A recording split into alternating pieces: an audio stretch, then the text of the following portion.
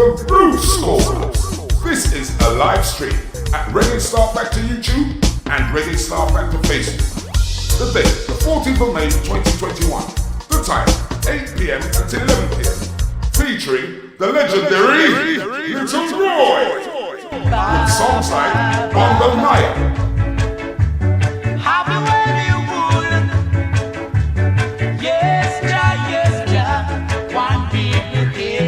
Also songs like Reggae Soul. People, I've got the reggae soul. People, you will want some more. Also featuring the legendary Earl 16 with songs like Love Is a Feeling. I need a love I can feel. And Holding Back the Years. Holding back the years, holding back the tears I've had so long. Also featuring the legendary Nevis Josie with songs like Prizes. In every day, trust in the Father, He'll guide you on your way. Guidance in every way, teach my people not to go astray. And also featuring the Queen of the Pack, the Queen Max with songs like Children of the Most High.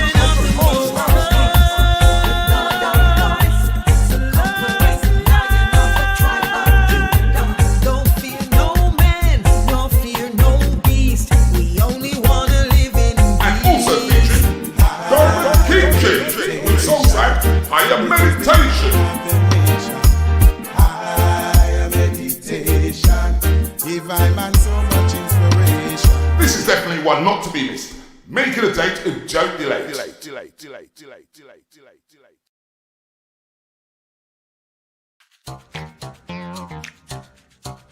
You ready? You got me running. Shake it, baby. Raise your hands up! Raise them up!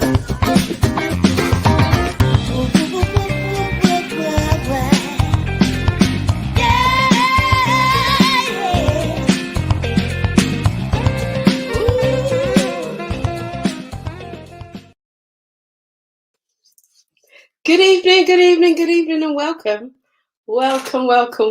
to the After Dark Show. Let me just fix up myself a little piece because the camera is saying it's not slanting around on the wrong way. There we go.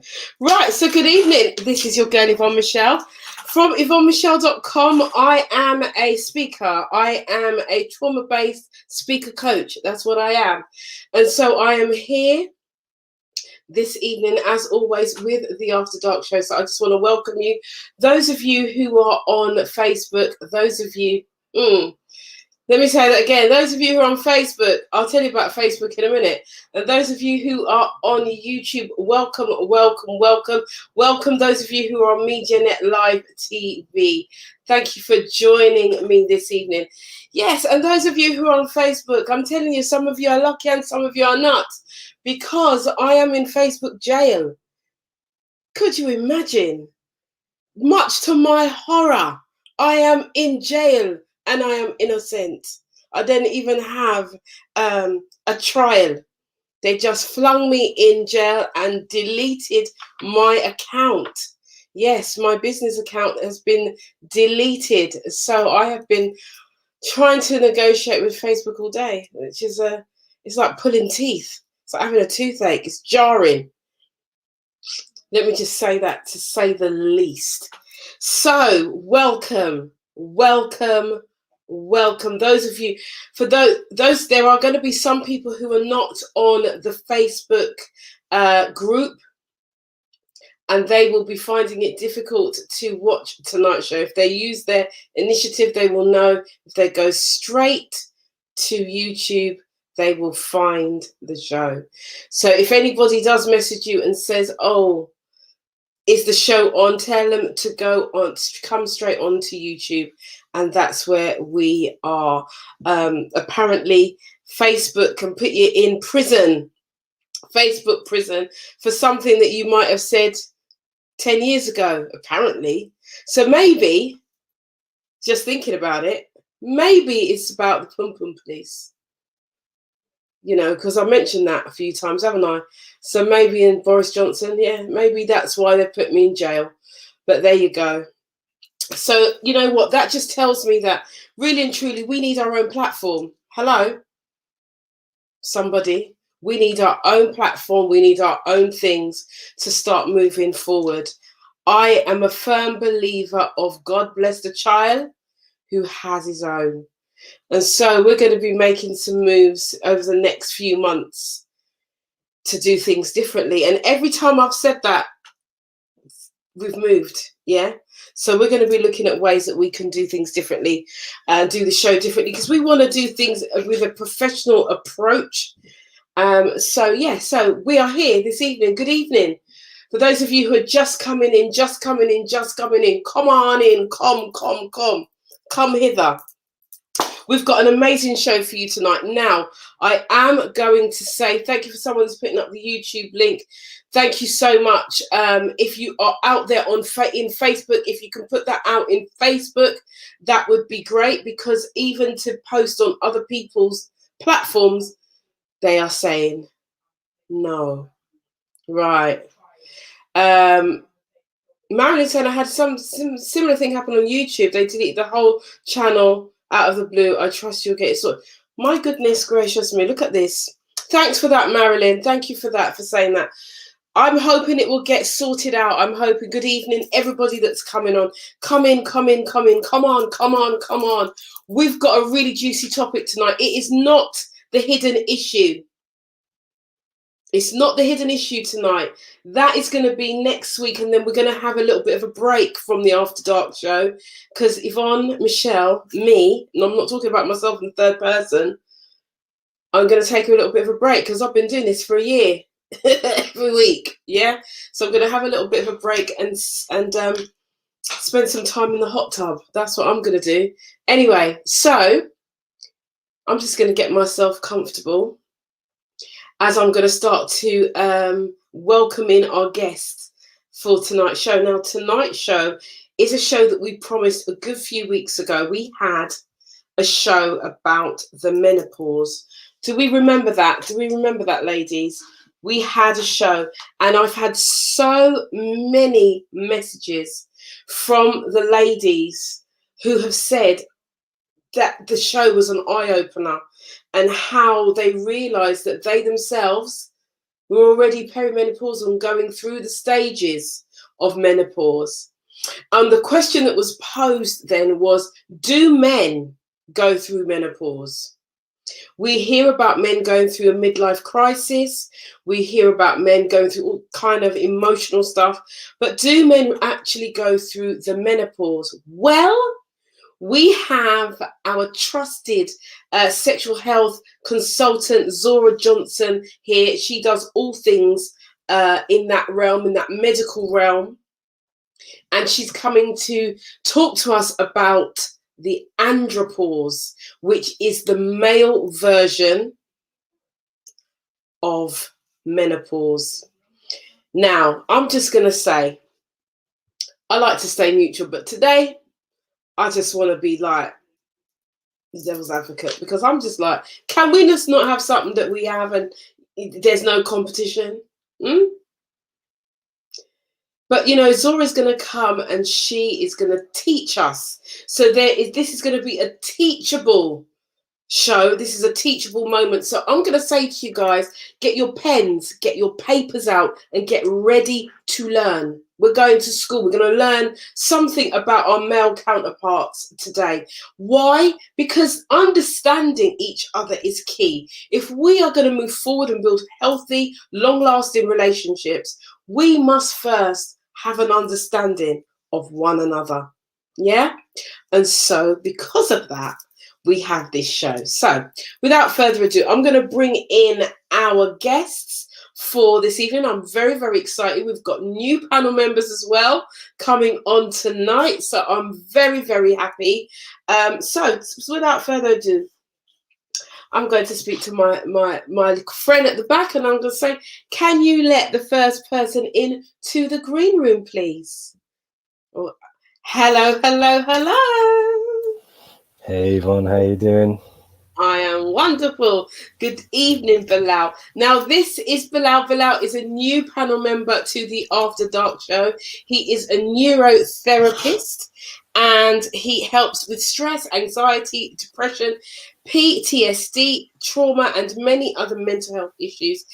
He offers one-to-one counseling through deep therapy and helping to retrain the brain out of any past traumatic events, childhood, etc., and has over 10 years experience. So welcome to the platform, Bilal. Very, very pleased to have you here. Thank you for having me. I feel welcomed. Great stuff. Great. Okay, so we're going to be hearing some things tonight, and do get involved in the conversation. It is an open platform, and feel free to be you, because I think that's really, really important. Feel free to be you. Okay, so who else do we have in the green room? Hello, Herbie. Good evening. Can you hear me, Ho? Yeah, I can hear you. Good. Yeah. Hi, it's been a while. I know you've been working. I know. But I'm glad to be here tonight to share Good. and to listen and to learn. Yes, we're glad to have you here this evening. So good to have you here, Herbie. And this is Bilal Herbie. This is Bilal Herbie. So Hey, you guys Herbie. Nice to know meet each you, other. mate. And so who else do we have in? We're going. Hello, Theo. Good evening, everybody. Evening, Thea. Evening. How you saying, Herbie? You all right, brother? Yeah, I'm good, man. Good. Hi, Bilal. The Bilal? Hey, Thea. Bilal Hadji. How you doing, Yeah, sir? I'm all good, man. Do you remember Bilal? Bilal was on last week. He was one of our keyboard warriors last week. Oh, okay. Yes. Yes, and Bilal jumped on, coming in the panels, just jumping into the deep end. Welcome. Thank you. Okay, and Theo, as we know, Theo is here from Premier Gospel Radio, and he has been a long-standing member, as is Herbie, on the panel on the After Dark show. So I'm going to bring in our guest, because it's an all-male panel tonight. And it's just myself and Zora. Zora's coming to teach, and I've come to facilitate. But I'm going to sit back and just, listen and learn also. So is Zora ready for us in the green room? Here we go. Hello, darling. How are you? Hi, I'm fine. How are you? Hi, guys. Hi, Zora. Hey, Zora. Oh, I feel thoroughly spoilt tonight. All right. I can see a sea of beautiful male faces. Handsome. I am feeling very spoilt. That's it. Great stuff. As everyone's coming into from Facebook and coming in from YouTube, I just want to welcome you all who are coming in, and welcome you all in to the After Dark space. So tonight we are going to be talking about the andropause. And Zora is going to be teaching us some things. We're going to go through a presentation as always.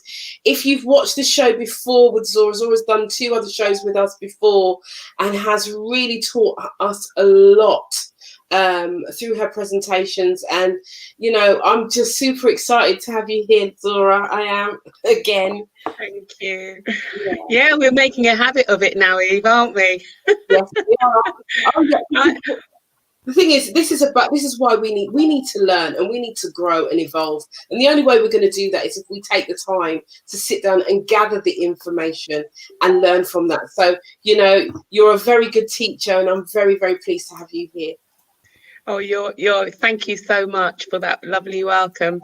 When we talked about the andropause, I have to say, in the first 35 years of clinical practice, it really hasn't, certainly in my conversations, ever really come up. I certainly haven't seen any men in clinic who've got who express this sort of issue, I think probably what they're likely to do is to go into the doctor's waiting room, so doctor's consultation, and express any of the symptoms that they have. But yeah, it's still very much, I mean, it's bad enough the menopause being a taboo and everyone whispering about it, but really, in terms of the andropause, it even in terms of the research, there isn't a great deal out there. So yes, it was interesting for me to look at it more deeply and to share my findings with you this evening. So men, hold on tight.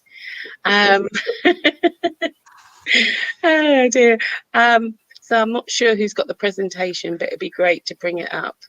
Okay, just before we go to the presentation, I just want to go to the fellas, the guys, the men, and I just want to ask them, do you know anything about the andropause from a male perspective? Do any of you know anything? Nope. I didn't even know. I didn't know about it. I think you don't mention it in the females menopause show, but that's about it. Didn't know there was such a thing. Yeah, I've heard it rumored, and I don't know. I thought it was a bit of a joke, to tell the truth, initially, because the woman had a menopause, and they said, "Oh, men go through the same sort of thing," but I didn't see, you know, and it was like an equivalent thing. I thought, well, no, men don't do that. I know they're talking about the midlife crisis, but that was something different, you know what I mean? But not you know, men too. Yeah, agreed, guys. Same thing. Never really heard about it. Never really delved into that sort of thing. Although you're right, midlife crisis does exist, and I think the andropause title just kind of flung itself in there somewhere. So we shall see.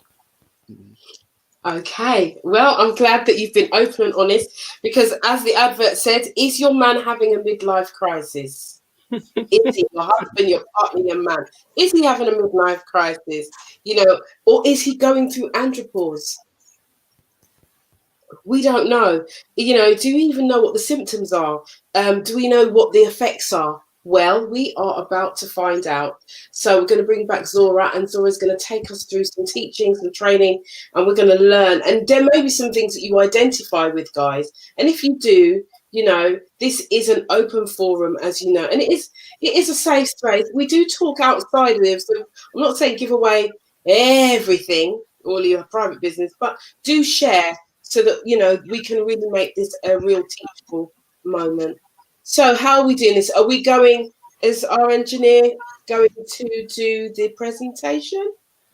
I think so. He is indeed. Right, so you need to take me off and put Zora on. Right.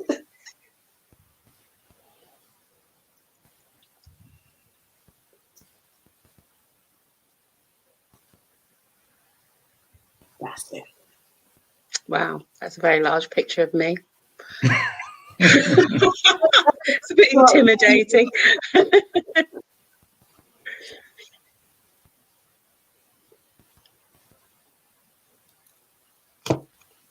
we go. Right, so can the viewers see that size screen? Yeah, I can see it when it comes out. It's just disappeared. There you go. It's there. It's there now. All right, so I've got the equivalent on my laptop here at home, so I'll scroll through my own presentation. So good evening, everyone that's on the platform. Yeah, the male menopause, as Yvonne rightly says, there's nothing it seems that we ladies can keep for ourselves. The men are always trying to muscle in on our territory, even when it comes to the menopause. There actually is something called the male menopause. I'll be taking you through some slides, and save your questions for Yvonne or myself at the end. Yes, on to the next slide, please.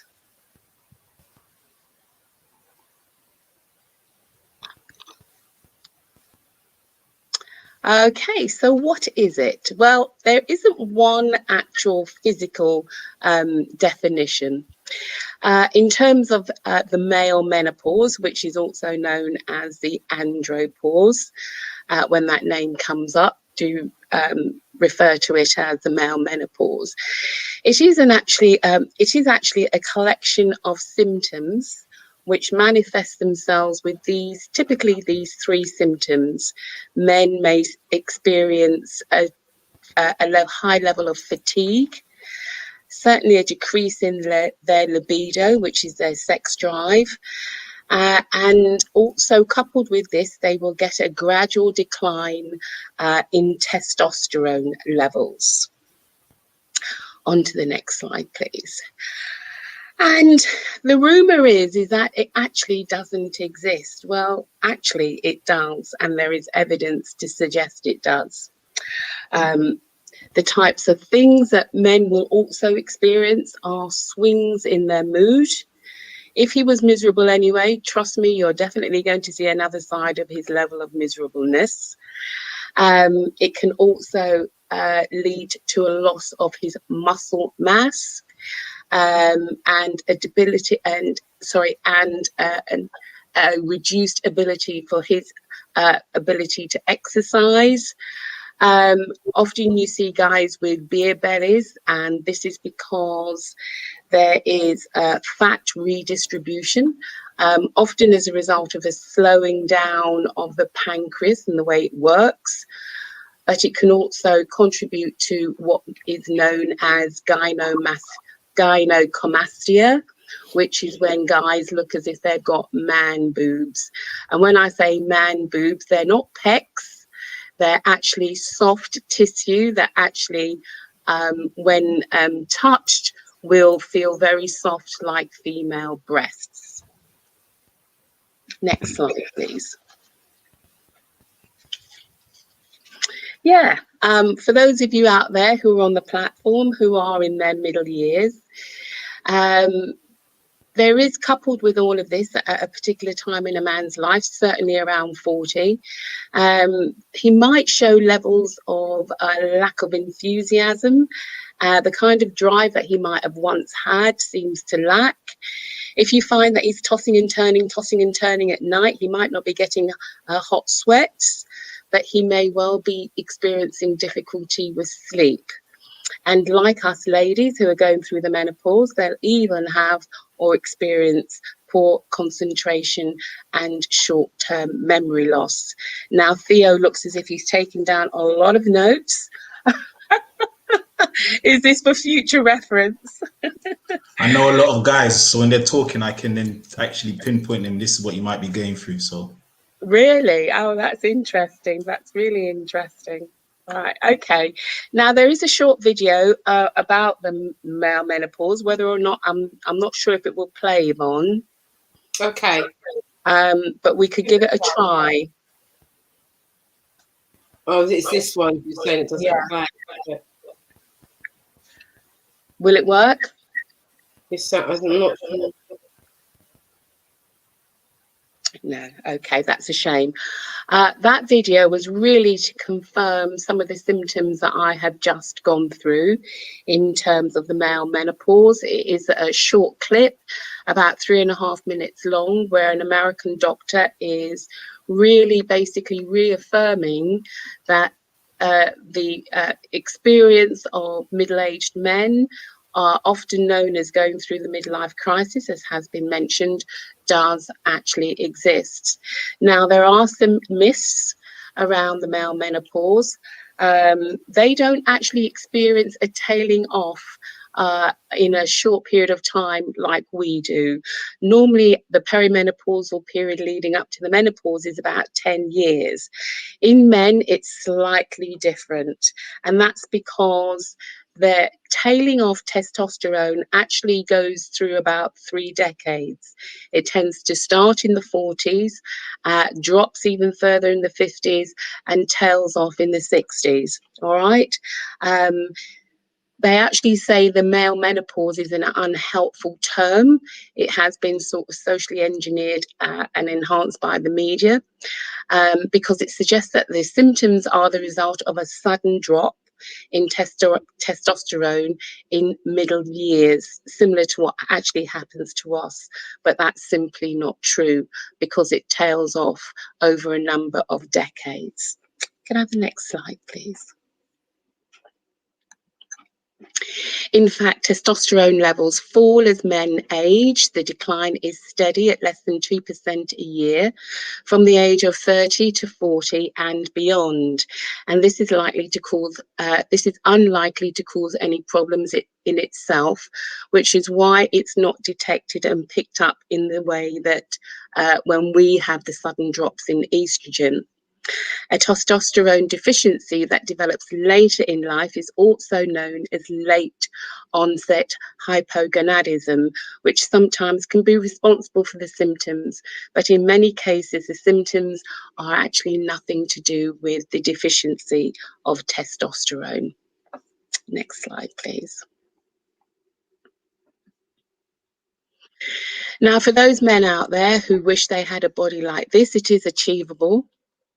Our young man here probably achieved this over a period of time, but yes, I thought I'd throw that in just to make you jealous so that you can see what can still be achieved in your 50s and 60s. All right, guys, get working, get at the gym, get that body in your 50s and 60s. It's still possible. Okay, next slide, please. Right. So there are a number of lifestyle factors that are actually responsible for some of the symptoms.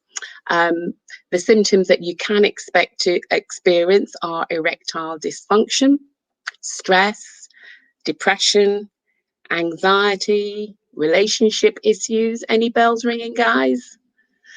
There is even the potential for divorce, problems with money, worrying about your children or your aging parents. And guys actually feel as if they can get stuck in a rut. Typically, this is where the midlife crisis or the symptoms tend to arise. Next slide, please. The kind of other symptoms that you might experience, we talked about lack of sleep. Certainly a poor diet will contribute to that. Lack of exercise, certainly the last year that we've had, which has been horrendous for everybody. We've all sort of suffered with lack of exercise. It may well be that alcohol has increased in that time. It has crept up from having the odd can or having the odd glass of something. You find that instead of doing it on a Friday night, you're doing it 3 or 4 times a week. Smoking tends to contribute to the symptoms, as does low self-esteem and even thoughts of death and dying. Next slide, please. So, midlife crisis, there is actually a definition, believe it or not. And it can be defined as the transition of identity and self-confidence that occurs typically in a man between 45 to 64 years. The psychological crisis is fueled by events that bring to light a person's age, inevitable mortality, and perhaps a lack of notable accomplishments in adult life. Basically, in a nutshell, time is running away. A guy wakes up at any time in that period and realizes that something needs to be done. You know, this is his last chance at hanging on to his past. Next slide, please. Now, typically there are 7 signs that a guy is going through a midlife crisis. Most of the symptoms are fluctuated or highlighted rather around doing unexpected things, and I'm going to go through the cliche 7 signs and see if you can identify with any of these in yourselves, guys. Right, next slide, please. So, a guy with a fast car in middle age, is that midlife crisis? For some it is, but hell no, of course it isn't. Do you want a fast car? Get yourself a fast car, whether or not you're in midlife crisis or not. And you certainly don't need to be between 45 and 65. Whether or not you've got the disposable income is another matter. Many of us can't afford fast cars, but don't make your midlife crisis an excuse. Next slide, please. So one of the first signs are when guys start to get restless. You know, when they kind of getting bored, they're talking about work, boring them to tears. There's going to be a sense of feeling unfulfilled, and you know what they'll tend to do is compare how they used to be with where they are now. In terms of their boredom, they'll even talk about doing certain off the wall things that are not in keeping with their usual character. They'll start talking about spending more time with their guy friends, going out to pubs and clubs, and doing more adventurous things where once upon a time they might have been guys who just were more than happy to stay at home and be home buddies.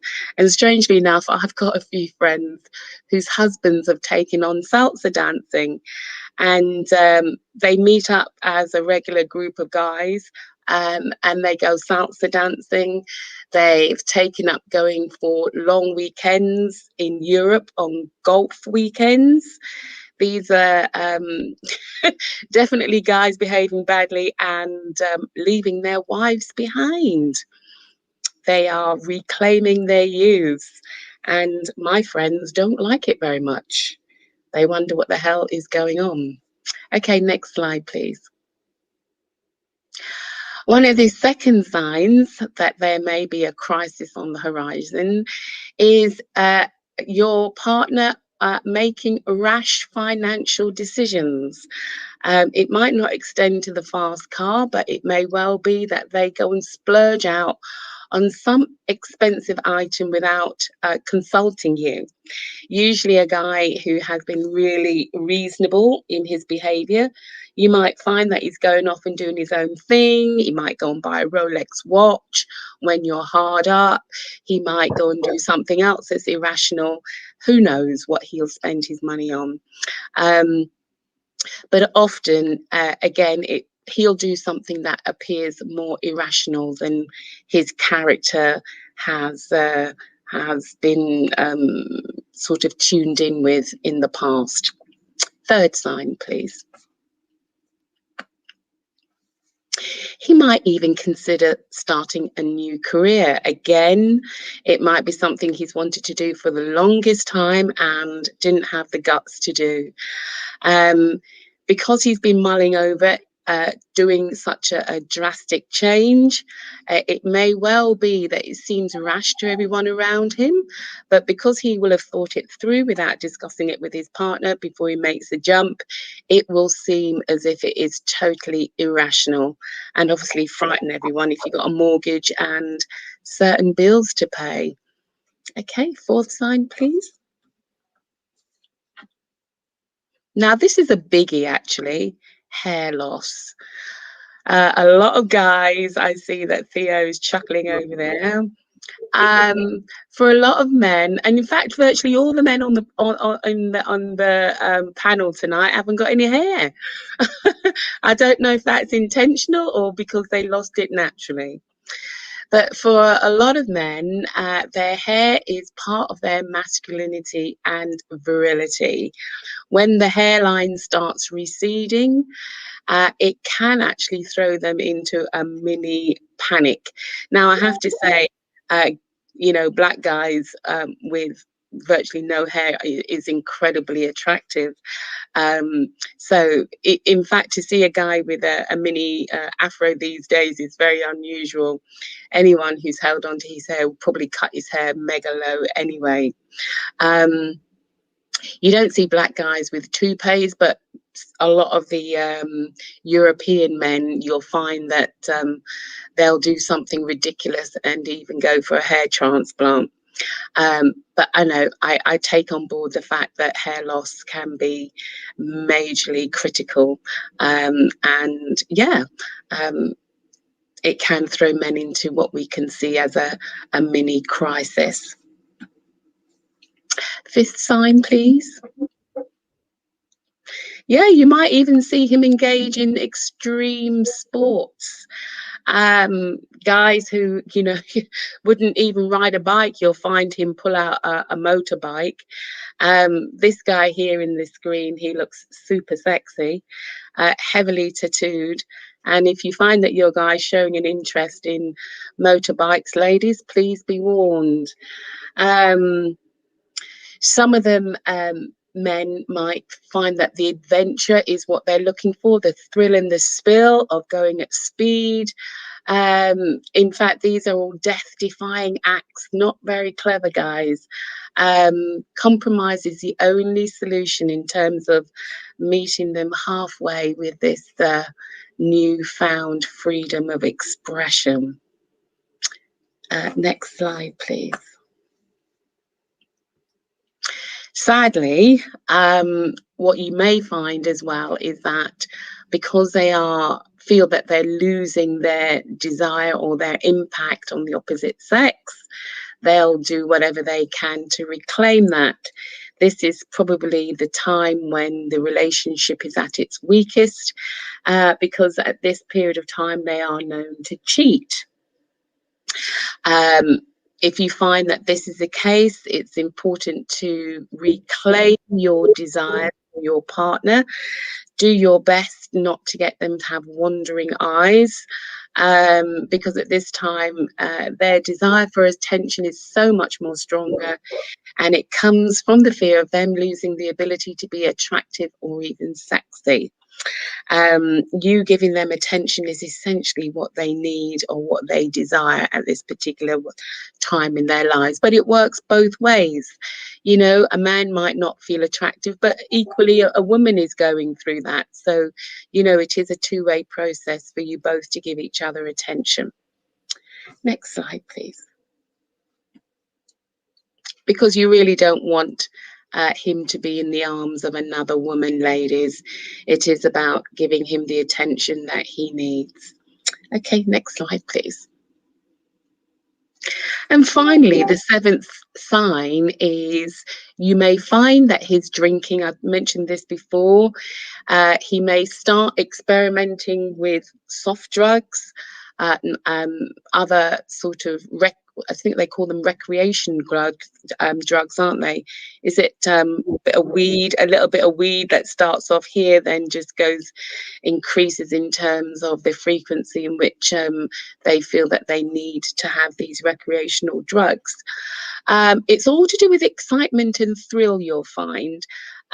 These are the sort of things that they might have held at bay in their earlier years because they were focusing on family.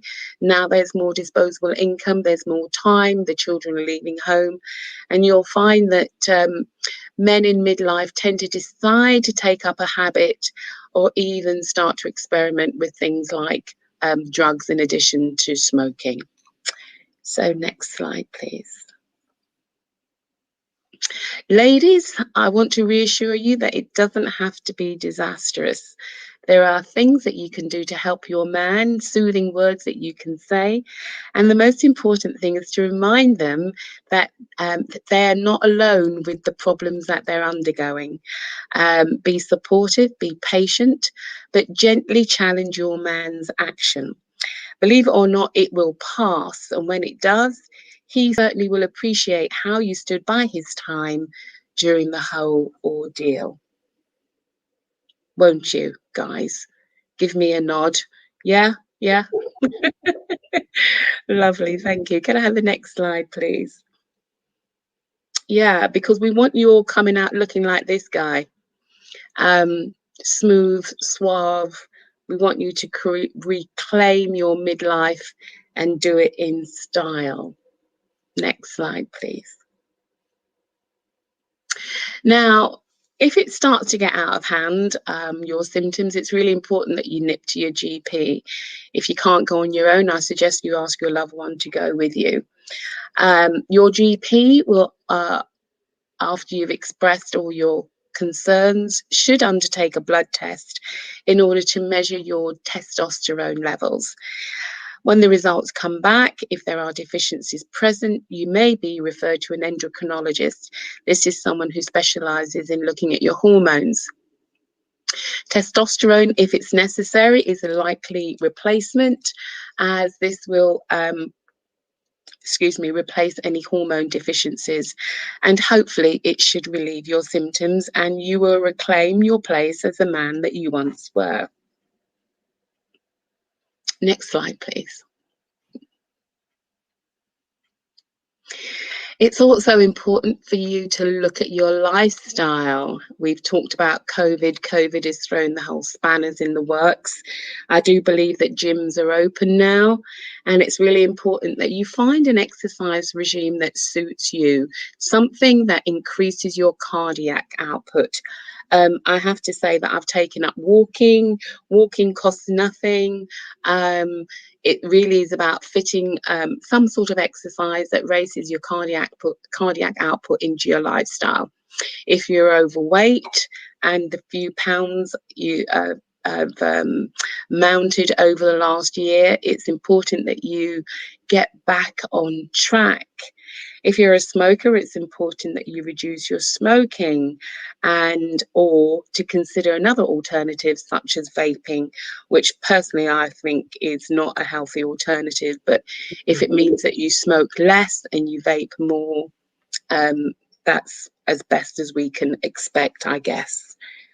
Next slide, please.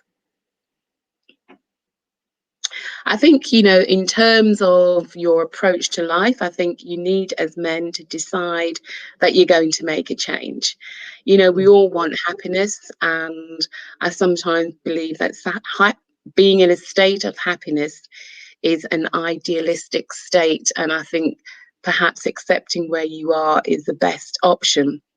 Meditation is key. I think it's not beyond men to learn to meditate. It's important that you develop an abundance mindset and learn to practice gratitude on a daily basis.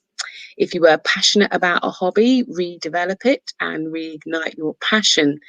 And set yourself realistic goals, either personally, relationship-wise, or family-wise.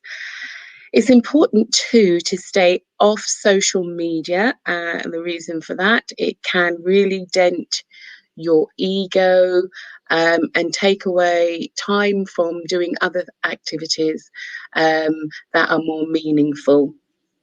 Next slide, please. And this was really just a slide to reinforce the importance for men to learn to be still and to learn to meditate. And I say that there are a number of meditation clips that have come out on YouTube that I've been looking at, specifically designed for Black men, and they are really, really meaningful, and I recommend that you go on YouTube and Google meditation for Black guys. Okay, next slide, please. It's really, really important as well to laugh as much as you can. I think, you know, when we go through physical changes as a result of aging, you know, if you've got a partner who's going through a similar stage as you, you may find that it's all doom and gloom, but try to find the magic in what you've got and laugh as much as you can. Think of life as a party. I mean, the last year has really shown us that we have a great deal to be thankful for. I certainly have recovered from COVID, and I don't know if anybody else out there had a touch of COVID over the last year. So we have much to be thankful for and to celebrate. And finally, yay, there are some good news. There are a number of men who, during their midlife, managed to develop a number of businesses and create ways of life that we now take for granted. For example, a chap called Ray Kroc bought the first ever McDonald's restaurant just after his 44th birthday. Sam Walton founded Walmart when he was 44, and a chap called Harlan Saunders was dead broke at 65, and then sold the first Kentucky Fried Chicken franchise. So the good news is that it actually probably is the best period of your life despite the crises, and it can actually give you a new opportunity to do something new. Thank you, Zora. You're welcome. Thank you for that. Okay. All right. So we've seen, guys. We've seen. I'm getting some feedback. Right. So we've seen the presentation. We've taken us through, and I just want to put out to the panel first. Is there anything that you've seen there that you identify with?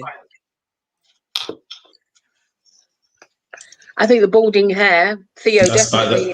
That's the only thing I was gonna say, but that's a standard thing, though, isn't it? I think quite a few black men have bald heads by design or just by loss. But that's about it, really. For me, anyway. I don't know about anybody else. Yeah. I think I can. Sorry, Yvonne. There's lots of stuff there you talk about with the whole relationship side of things. Just speaking from a therapist point of view, a lot of my clients, they come to me with relationship issues at a certain stage of their lives, particularly the men.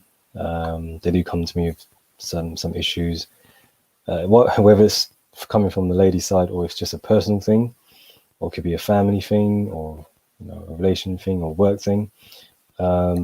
I think a lot of that stuff does resonate with them, but personally, I couldn't say. You don't look old enough, Bilal, anyway. Oh, thanks. I'll take it as a compliment. Okay, Herbie, what do you reckon? I think I'm quite fortunate. A lot of the stuff I didn't identify with. I was kind of on the other side of stuff in terms of even like the body issues. Maybe because I've never been sort of big and overweight, but in terms of I've just started sort of not going gym part time and sort of shaping up a little bit, and having more energy. My diet's changed, so I'm sort of seem to be going the other way in terms of doing the good stuff rather than doing all the stuff that men seem to do during this time. So yeah, I was quite kind of like. I think for me, listening to it, I can see that there is no comparison. I'm just going to just go for it. There is no real comparison from the menopause to the andropause, because I feel like with menopause, it's very much an internal issue. It's hormonal. There's changes in how we feel and how our body reacts more to the men. I mean, I got the fact that they might have more fat around their their chest area, so they've got moobs, and that's what they call them, isn't it? Moobs, what they call men's with bigger bust line than women. But they have this, but I don't. And the hair loss, I suppose, with the balding, but then that's something that could happen in their 20s.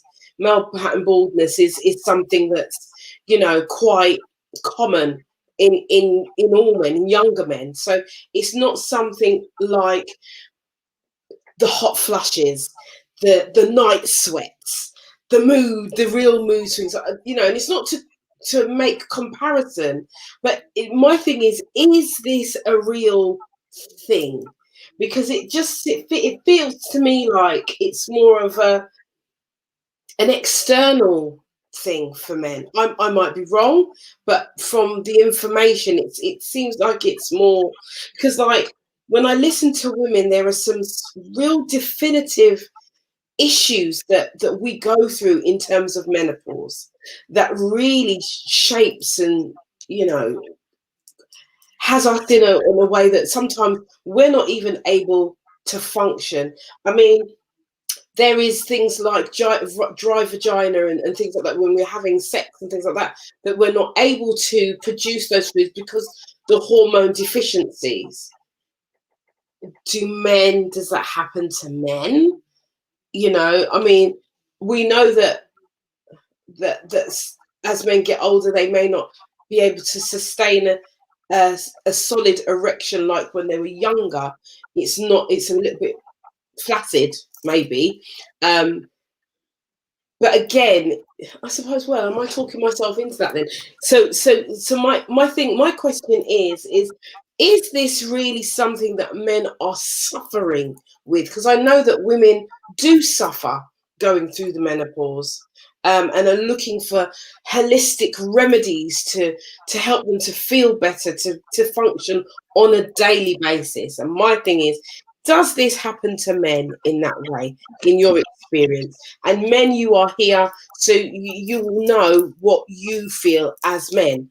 And so, yeah, so I'm asking, is this a real thing? And anyone can answer. Anyone To me, can. to me, to me, all the symptoms, like just even listing them, it just sounds like a man getting old. It just sounds like someone getting old. You know, you put on a bit of weight, you can't, you know, the fat doesn't burn off as quick as when you're young. Getting old, moody. I think a lot of old people get old and moody. Not everybody. As you said, everyone about the decrease in libido, erectile dysfunction. I think that can happen to anybody at any time. So I don't know. It just sounded like a man getting old to me. It didn't sound like it was a thing to, as you said, like a woman have all these different things that goes on with their bodies. It just sound like a man, you know, muscle loss and all that stuff. That guy with that six pack, that's a lot of work, man. Who wants to do all that? And who wants to do all of that in their 50s? That's just a lot of work, man. That's like 200 sit-ups a day and all that. Who does that? He's most probably single, that guy. Most probably 4 hours in the gym every day and all that. Who's got time for all that? And happily single. Like, that's life. He might have maintained his body and just kept up that shape. I don't know. For Herbie, do you know how much? Well, I not saying I was like that, but boy, that was a lot of work just to have what I had, and then, that's Probably a special diet. pumped with steroids and things. Now that's a special diet, no fat, no nothing, because you got hardly any body fat. That's a lot of work, man. In your 50s, you got spending at least 4 or 5 hours in the gym a day.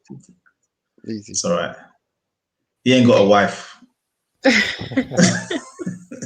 He hasn't got a wife, man. I was just going to say, Theo, I can see where Zora's coming from when it comes to him potentially being single and having the time to do that. Just like what you're saying, Theo, who has got the time to do that? If you're young, free and single, yeah, you know, you're going to be able to spend 4 or 5 hours, even more in the gym. So he's got like all the time in the world, man. Yeah, unless he's a fitness instructor, one of them. Maybe, yeah. Yeah, that's the only way. But boy, Herbie, that'd be you in a few years' time, Herbie. Well, I'm working towards that. That's you, Herbie, man. You keep doing it, man. I've never really been like I call my son like a gym bunny, you know. But I don't know. I've been going and it's been all right. You know what I mean? There you go. A couple of years times, we can see a picture of you and Zora's flyer, man. Showing the chest like that. I'm looking at the age group and I'm 56 and I'm right in the middle of the age group, the 45 to kind of 64, whatever it was, and I was saying to myself, well, I'm in the middle of this. But I don't know. I feel all right. I mean, a lot of the stuff, as Theo was saying, is like you're getting on. It's kind of old age things that sort of like will come along with life. You know what I mean? And I think it all depends on your attitude towards it. You know, relationship, money, what you do. Yes, you might have some more. You'll be worried about children and stuff like that. But I think that just comes with just growing up and being an older man. I guess. That's the other thing as well. It's like sorry, go on. I was going to say a lot of sort of the male andropause sort of related behaviours, it seems to me, are driven by ego, rather than the physiological symptoms that a woman will experience, as Yvonne says, from the inside out, where physiologically we are so altered as a result of the depletion of the depletion of estrogen, progesterone and testosterone in differing amounts. It can really throw us off course, where, you know, probably most of you guys don't have the money to go and splash out on a fast car, don't have the desire to drive a high-powered motorcycle, wouldn't dream of changing your career now for something that you've been really good at. I mean, all of those sort of things. So those sort of things seem to me to be quite ego driven in men who are expressing it. But Well, that's wouldn't the they thing, call it's that? like a. Go on, Bilal. Sorry, go on, go on. No, I was gonna say, doesn't that them that they call midlife crisis? Isn't that what that comes under? I was Because just that's what gonna we've been say hearing: an old man buying a fancy car and all that. Now it's got a label. It's like they're trying to. It sounds like they're trying to give us, man, a title for something that's been done for years. Andropause. That sounds like a dinosaur. But that's the thing, Phil. It's like, you know, what is okay? So, if a guy was to go to the gym and get that body, and maybe have that car, and have that lifestyle, what is he doing it for? When you say it's the ego thing, you could be onto something there. I don't know necessarily if it needs a title. I mean, yeah, we do have midlife crisis and all that, but you know, you got to look at the intention. Like, who is he doing it for? If he's doing it for himself, then, you know, maybe there's a huge ego thing there. Like, but 9 times out of 10, he's doing it to get attention. Who's he getting attention for? You name it. It's, you know, there's the reason why he was doing it. So whether sometimes guys do those things because they weren't able to do it when they were younger. Now they've, you know, maybe got married young, had children young. Now they've reached the age and they ain't got no children to look after, and they've brought their house and they want to live the life that they weren't able to do when they were younger. Yeah. Sometimes you see them in their fast cars and their wife sitting next to them. She's loving it as well because they weren't able to do it when they were younger. So I don't know. I don't know why they call it a midlife crisis. It's just midlife. It's not a crisis. It's not like they, you know, they're having a problem, they're going to die or something. I'm just buying a nice car because I'm able to afford a nice car because I couldn't buy it. And plus the insurance is cheaper when you get older. You know? The insurance is much cheaper. You buy that car at 25, trust me, you're going to be paying, I don't know, $2,000 plus in insurance. You buy it at 50, you're paying a few £100. So, you know, people say it's a midlife crisis. I'm saying they've got the money to do it. Like you see, what about the weekends away with the boys? What about the weekends away with the boys, the golf weekends?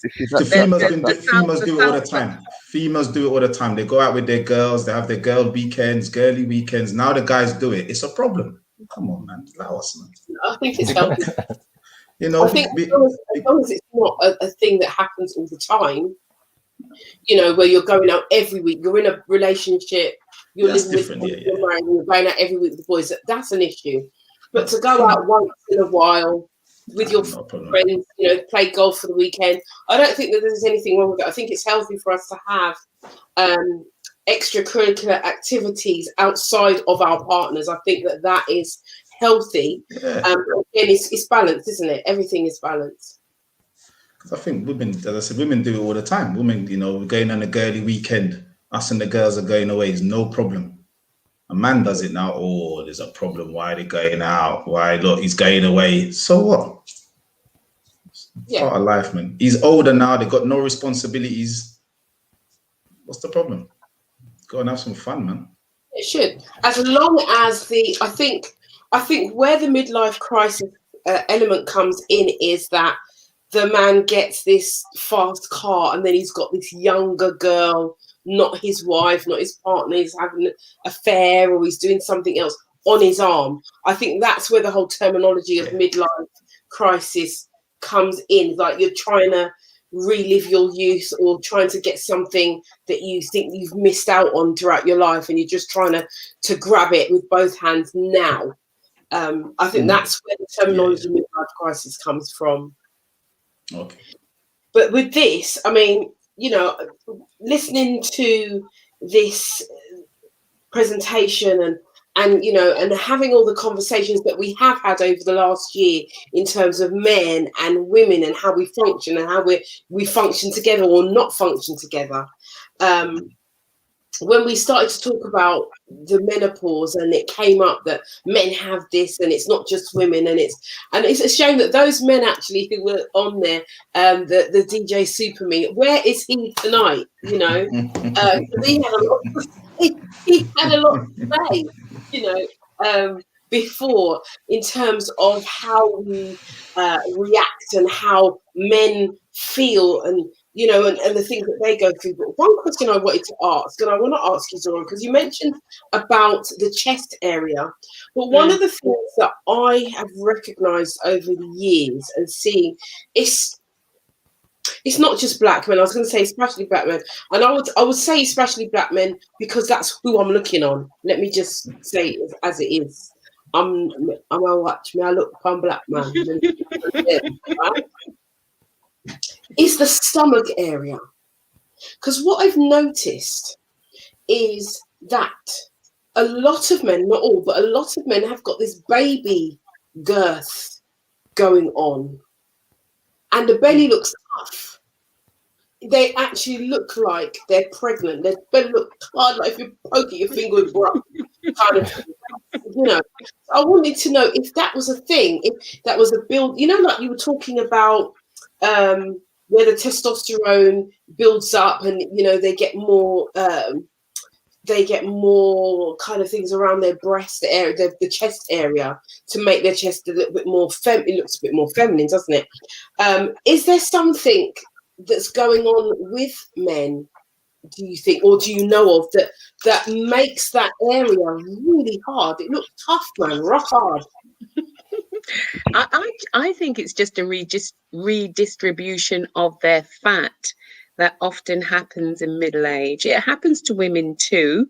Invariably, it'll go on our hips and even round our bellies. And that is because the pancreas is working at half the speed it was when we were younger. It's just wear and tear. So the way that the insulin converts the food that you eat into carbohydrates that are stored, that energy is redistributed around our abdomens naturally as human beings. It gets worse when we are older because we can't control it as much. Everything has slowed down to half the speed that it was when we were younger. And typically in men, it will deposit around their abdomens.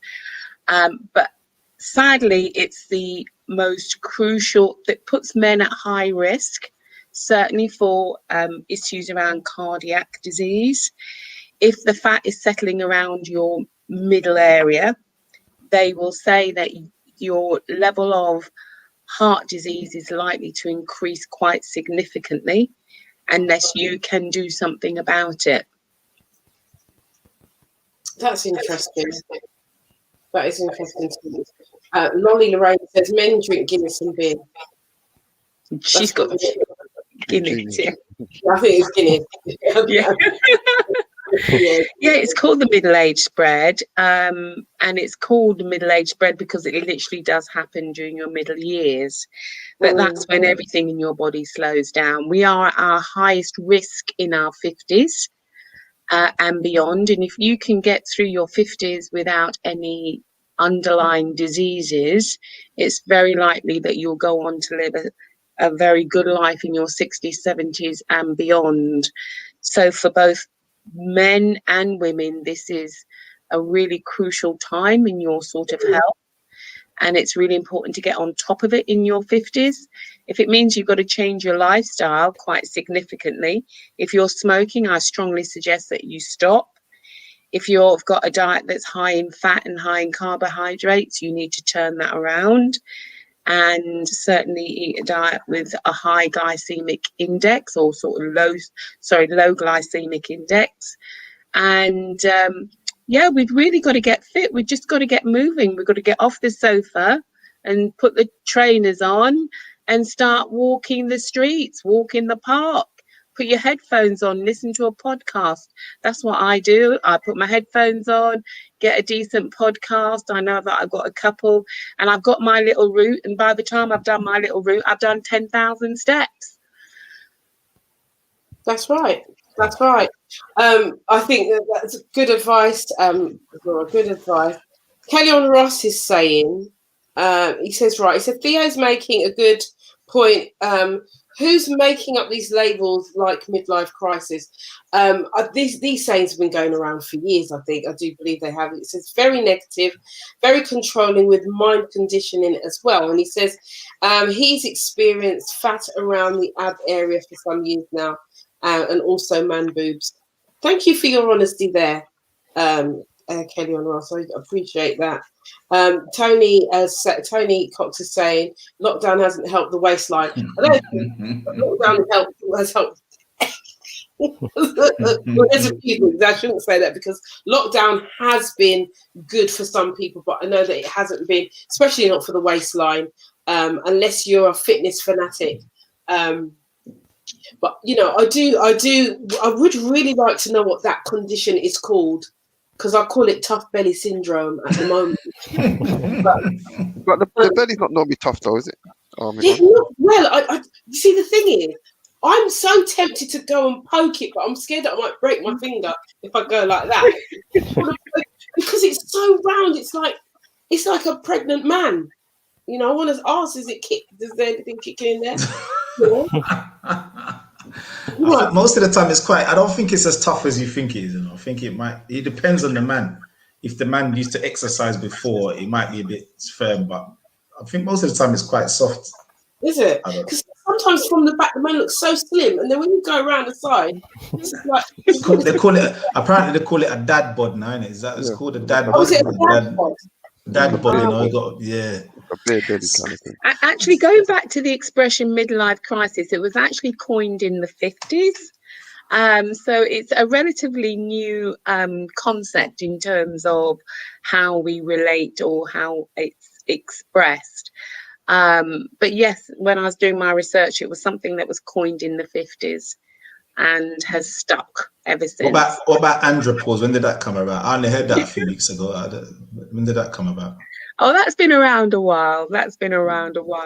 It's just been brought to everyone's attention, you know.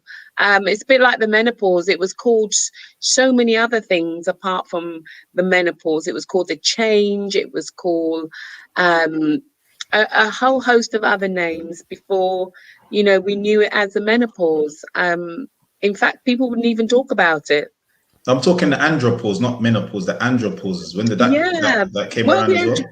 Yeah, definitely. In medical circles, it's been around for. But to us lay people, I've never heard of it.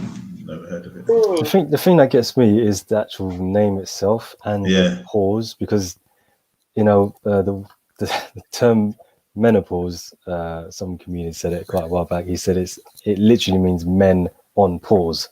Yeah, while the female body is going through what it's going through. I like that. So I don't know what part of the pause is the andropause. Andropause. What does it mean? Because men, I guess we just keep going, even with a big belly or not. Yvonne, I think he's saying that they want the menopause title instead than the andropause. You know what? In terms of language, it actually makes more sense to call the menopause for the men. It does make, but I think it's about the menstruation, isn't it? That's where that part, the menopause, because it stops, it pauses, it starts again, then it pauses, and then it stops completely. So I think that's where the menopause comes from in my head. It's all to do with Latin. All of these words are Latin based. Okay. So if it was translated from Latin, I'd have to check, but there is obviously a Latin connection, which is why it's called as it is. I see. I've got a question, Zora, if that's all right. If this term has been around for a little while, why is it all of a sudden coming out? Why? Because we are in a world now where we are lifting the lid on conditions that we once took for granted. We just didn't express them in ways.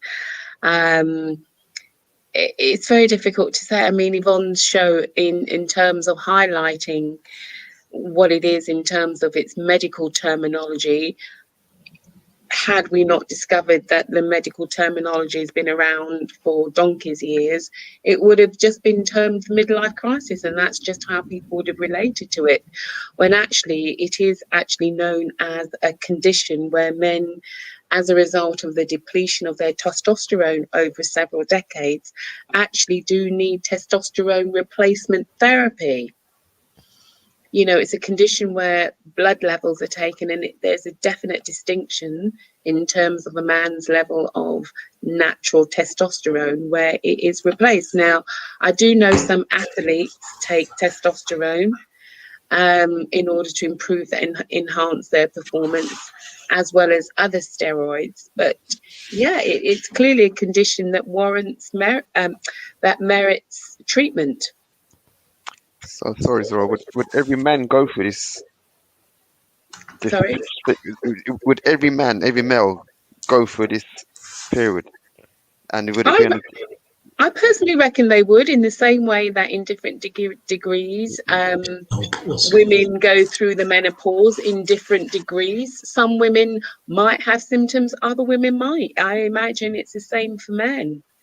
Some men might lose a great deal of testosterone, and others might not. Tony's put something up. Penopause. What's all that about? Late onset. Andropause is when a man's sperm count gets lower in his 40s. This condition is also called menopause and late onset hypogonadism. Yeah. I never heard of any of those things. I would just hang that one. I don't know. I never heard of it. That the association with the andropause to be about the man's sperm count, and I've certainly not read that anywhere. All the information that I've read does not suggest that at all. Yeah, there's someone who's.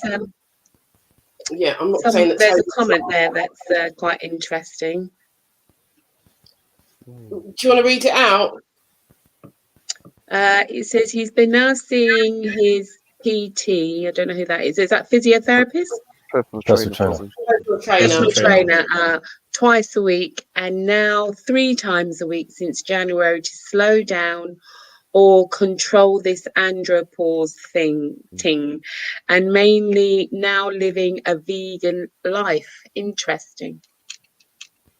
Okay. But I can't see what this to slow down. As I said, this just looks like a man getting older. That's what it looks like.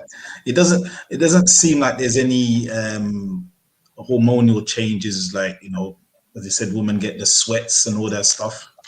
You know, mood swings, muscle mass, fat distribution, lack of infused energy. That just sounds like you're getting old. Doesn't sound like anything more than that, more than anything else. Maybe it's just an excuse for men to behave badly. Maybe it is. I mean, to answer Theo's question, the word andropause came about in 1946. Werner, a person called Werner, published a landmark paper in JAMA entitled "The Male Climacteric," and it was all about the nervousness and the decrease in libido, irritability, fatigue, depression, memory problems, sleep disturbances, and hot flushes. And that's where it came from. So it's been around, the word itself has been around since 1946. And it's a Greek meaning, Andreas. That's what it says here. That's answer your question. Yeah, that's literally why I asked if it's been around for a while. Why has it only now really sort of come to a scene? Well, when you think about it, this is a man's world, right? Whether you know, people want to accept the fact or not, it's always been a man's world. It's always been about matriarchs. And so why would this be something that men want to talk about?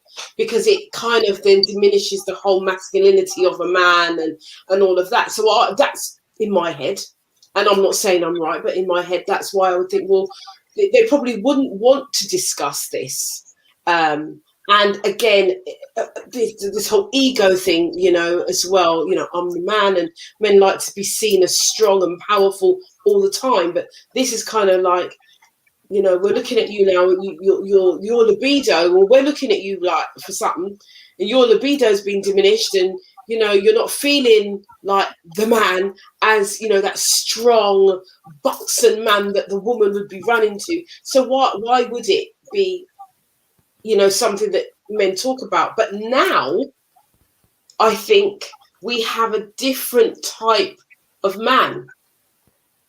I think the way that men see themselves has changed over the years. I may be wrong, but I don't think I am on this particular thing. But Yvonne, but all these things that Zora's highlighted, they say that about us anyway when we reach over a certain age, midlife. Is this what everything that she said is what they've said about men anyway over a certain age?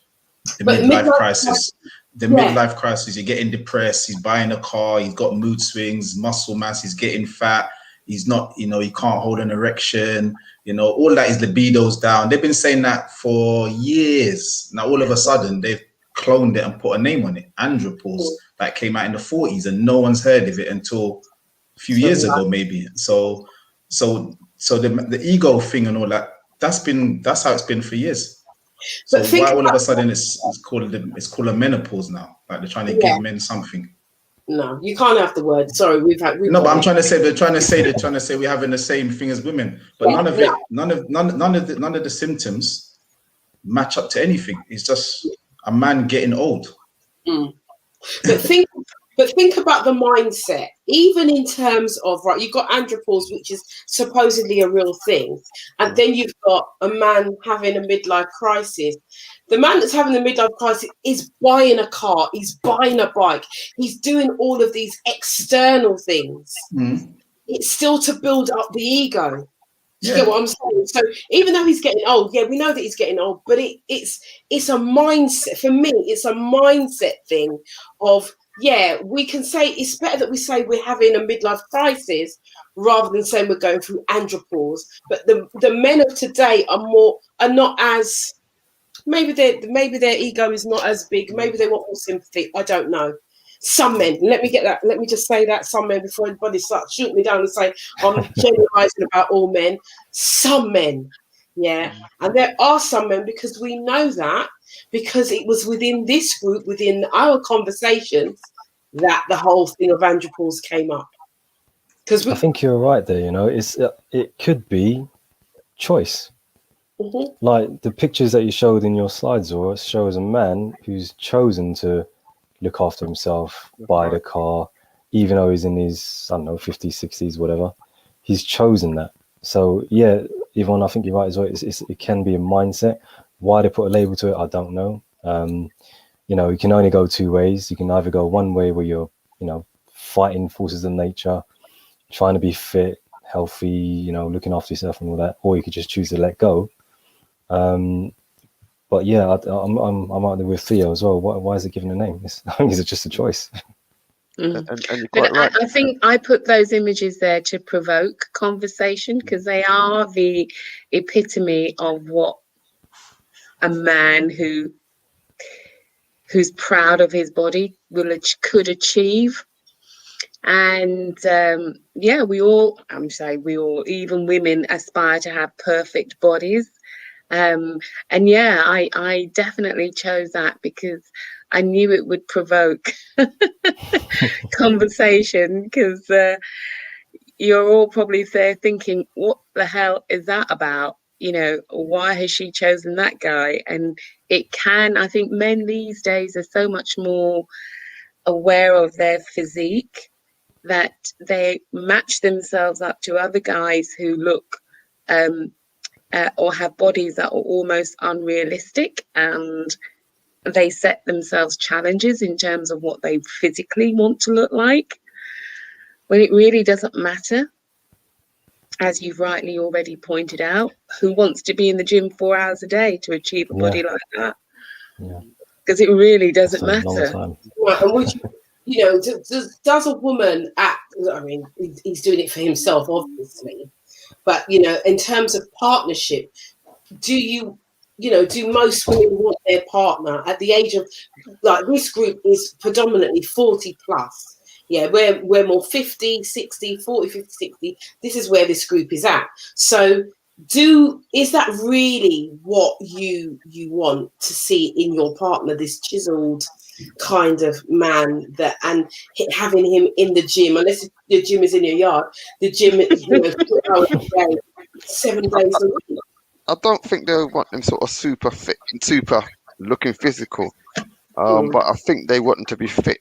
And I said, if it's some men just let themselves go, and it's like, you can see it, you know what I mean? It's like, you know, and you're thinking, hold on a second, you're 50, you're 60, you still may have 30 years, 30, 40 years, you know what I mean? You still got time to sort yourself out. But it's like, you know something, you know, let myself go now, you know what I mean? And then you're just looking, and I don't think it helps relationship, because it's still, to me, there's still a kind of a physical attraction to the whole kind of, you know, relationship. You know, say you want to sort of look good, you know what I mean? You want to take off your clothes and look decent, you know what I mean? Take off your clothes, have a big belly, and you look all, you know what I mean? You know, I don't know. I mean, that's, for me, you will look decent, you know what I mean? If you can, and it's a choice, you know what I mean? If you can't do it, then it's different. But if you've got a choice, then, you know, make a little bit of an effort, you know what I mean? But that's me. Yeah. Go on, Bilal. So, because were you going to say something? Yeah, just speaking to that, what Herbie said.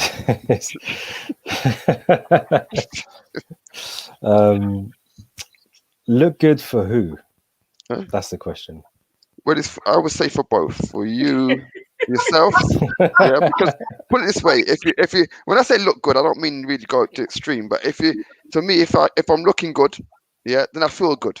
I feel better within myself. You know what I mean? That's me. You know, I mean, I'm looking. You know, like I like to keep myself looking good. You know, I like to look in the mirror and I look good. Teeth look good. You know what I mean? You know, body look all right. You know, I just feel it's probably for my self-esteem and feeling that, you know, something I may mingle of age, but, you know, I'm all right. You know what I mean? And I feel better. I feel healthier. I look good. I feel healthier. Yeah, that's true. Yeah. That Kay Heisel said some men seem too happy to boast that they can still have children till they die, while women can't and shouldn't go past mid-40s. The fast car and the young woman, because they still got it, which is true for some men, which is true. Those guys is just to say that they can pull women, they pull young girl. That's all it is. It's an ego boost for them. It's an ego boost for, you know. Yeah, I think that unless you've got a clear like preference or fetish, right? I think that the majority of people, it's like attracts like. So you want something that's more of a reflection of what you are. So if you are a person who looks after yourself to a degree, then the person that you're with, you would like, you know, like them to kind of match you in that way. And in terms of relationships and people getting on with relationships, they say when you're matching and you're mirroring, you're more likely to get on with the partner that you are with because of that. So, you know, if you've got somebody that's, you know, running 30 miles a day and you are like a couch potato and you don't want to get off this, there's going to be like, science not going to work there, because one is like Speedy Gonzalez and the other one's just like, yeah, I'm not moving off this chair and I'm just eating myself to death kind of thing. Not literally, well, maybe, but, you know, is that going to work? So I think that the whole, this thing of this guy chiseled and in his 50s, fair play to him, he's a personal trainer. That's his trade, it's his craft. And I suppose he feels that he has to look that way. So is he looking for a female his age that looks like him, and is it likely that he's going to get a female that looks like him in his age group, or is she going to be younger? I think the female aspect of it is key, and I think Faye said something. She said, "I don't want to lift no man's belly." Yeah, for real. So you see, it's okay. That's what the woman wants, but what does a man want? Is a man happy to have that belly, or does he want to change it for the woman, or does he change it for himself? Was it a bit of both? I think, well, I think it's got to be a both, hasn't it? There's got to be a little bit for each, I think, but more so for yourself. I think, you know, my thing is, I don't want a man who has to hold up his belly and run. No. Yvonne, where do you get these things from, Yvonne, man? Where do you get these things from? I've never seen that in my life. I've never seen that.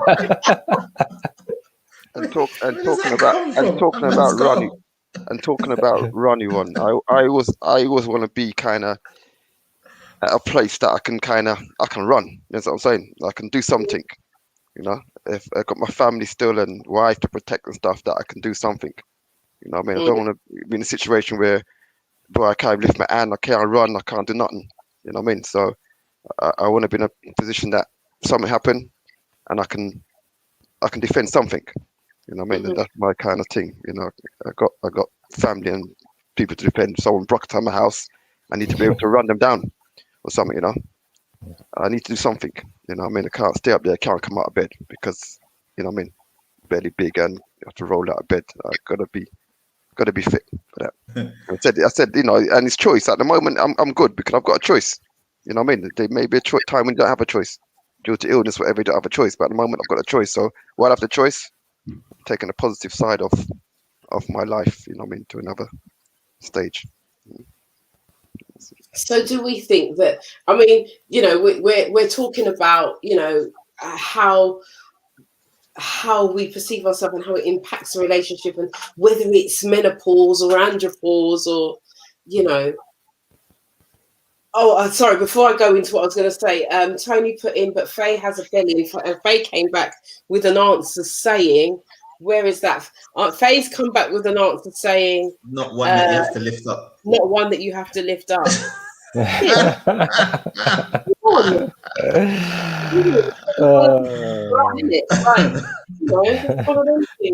don't want to do that.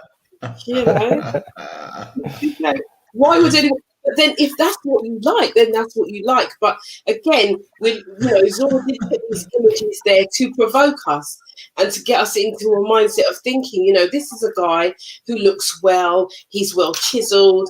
Yes, he spends 4 hours a day in the gym, you know, and so is his testosterone level lower because of that? Is it higher because of that? Is he suffering with the fatigue and all of these things that the male andropause is supposedly affecting men with? Is that what's happening here?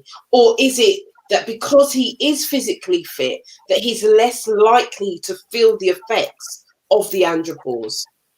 Hence, it's the same as with women. You can do things with your diet, you can change the way you eat, and it does change the way in which menopause affects the body. It's not going to change everything, but it can make it a lot easier. So, you know, this figurine, this man that you've put there, Zora, I'm now wondering, so what have I gone and done? You know, that's the type. If you want somebody that is virile and physically fit, that can, you know, really start you out, you know, really look strong. This is a relationship. So, you know, is that, you know, what men? Is this what you should be aspiring to, so that you don't have the effects? Before you answer that, Zora, I think Herbie asked a question earlier. Like, women are, I think every woman goes through menopause. Is that right? Varying degrees. So yeah, but varying degrees, but it's gonna happen. Yeah. But this andropause, is it something that every man's gonna go through? I believe so, in varying degrees. So it may well be that from 30 to 40, the depletion's in, where the estrogen might drop off quite suddenly. In men, it might just tail off. I just think everyone is unique. So it may well be, let's say, for example, you lose 2% of your overall testosterone in your 30s or 40s, and that has absolutely no impact on your ability to function at all. In Herbie, for example, that 2% might just throw him off into a tizzy. It might affect his sexual performance. He might find that he's becoming quite low, quite depressed at times. And in Bilal, again, that 2% might literally throw his whole world upside down. So everyone is very unique, and it's how the body tolerates it and how you respond to the changes within your body. But Like, there are isn't that a women natural out thing though? But isn't that natural? Everything is natural. Everything that we're talking about is natural. It's how your body responds to it. So my perimenopause lasted for 12 years, and I'm now coming out the other side. I know I've got friends who haven't even had a hot flush, and they throughout the whole 50s they say, oh, I don't know what it's like, you know, and I'm just like, God, you're so lucky. And it may well be that they've lost as much estrogen as I have, but my body's just gone upside down and they haven't responded to it hardly at all. Okay. But could it be so I'm trying to think outside the box here. What the word andropause will, like, okay, so you've been through menopause and many women have. Would you then start going out training for 4 hours a day in the gym, buying a nice car, doing this and that? Damn right, I would. Right, okay, so you would do that. But would women in general do the same thing what men do, as in, you know, do these external things to either make themselves feel better or make their partner feel better about them? Do you see what I mean? It's like it's more heavy on the men's side than it is on the women's side, because it's almost like women just go for the menopause and then that's it. Now, we have huge psychological issues when we go through the menopause. We have huge self-esteem problems.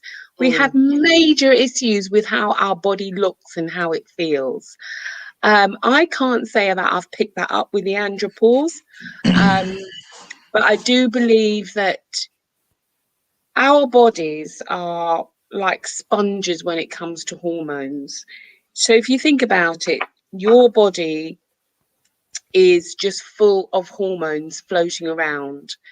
And we've all got them in different degrees, and how we respond to the external environment as a result of changes in our body is who essentially makes us who we are today. So you've got thyroxine, you've got testosterone, you've got adrenaline, you've got, in addition to testosterone, you've got several other hormones that are ticking along nicely. Now, all they've got to do is to tip outside your normal range and it will manifest in a symptom. The key hormone with andropause is testosterone. So it looks like you guys haven't come across in your life experience anyone whose testosterone has dipped sufficiently enough for you to see this abnormal behavior. If you'd come across any guys in your life experience whose testosterone had really gone out of whack, some of the things that we have mentioned, you may well have seen.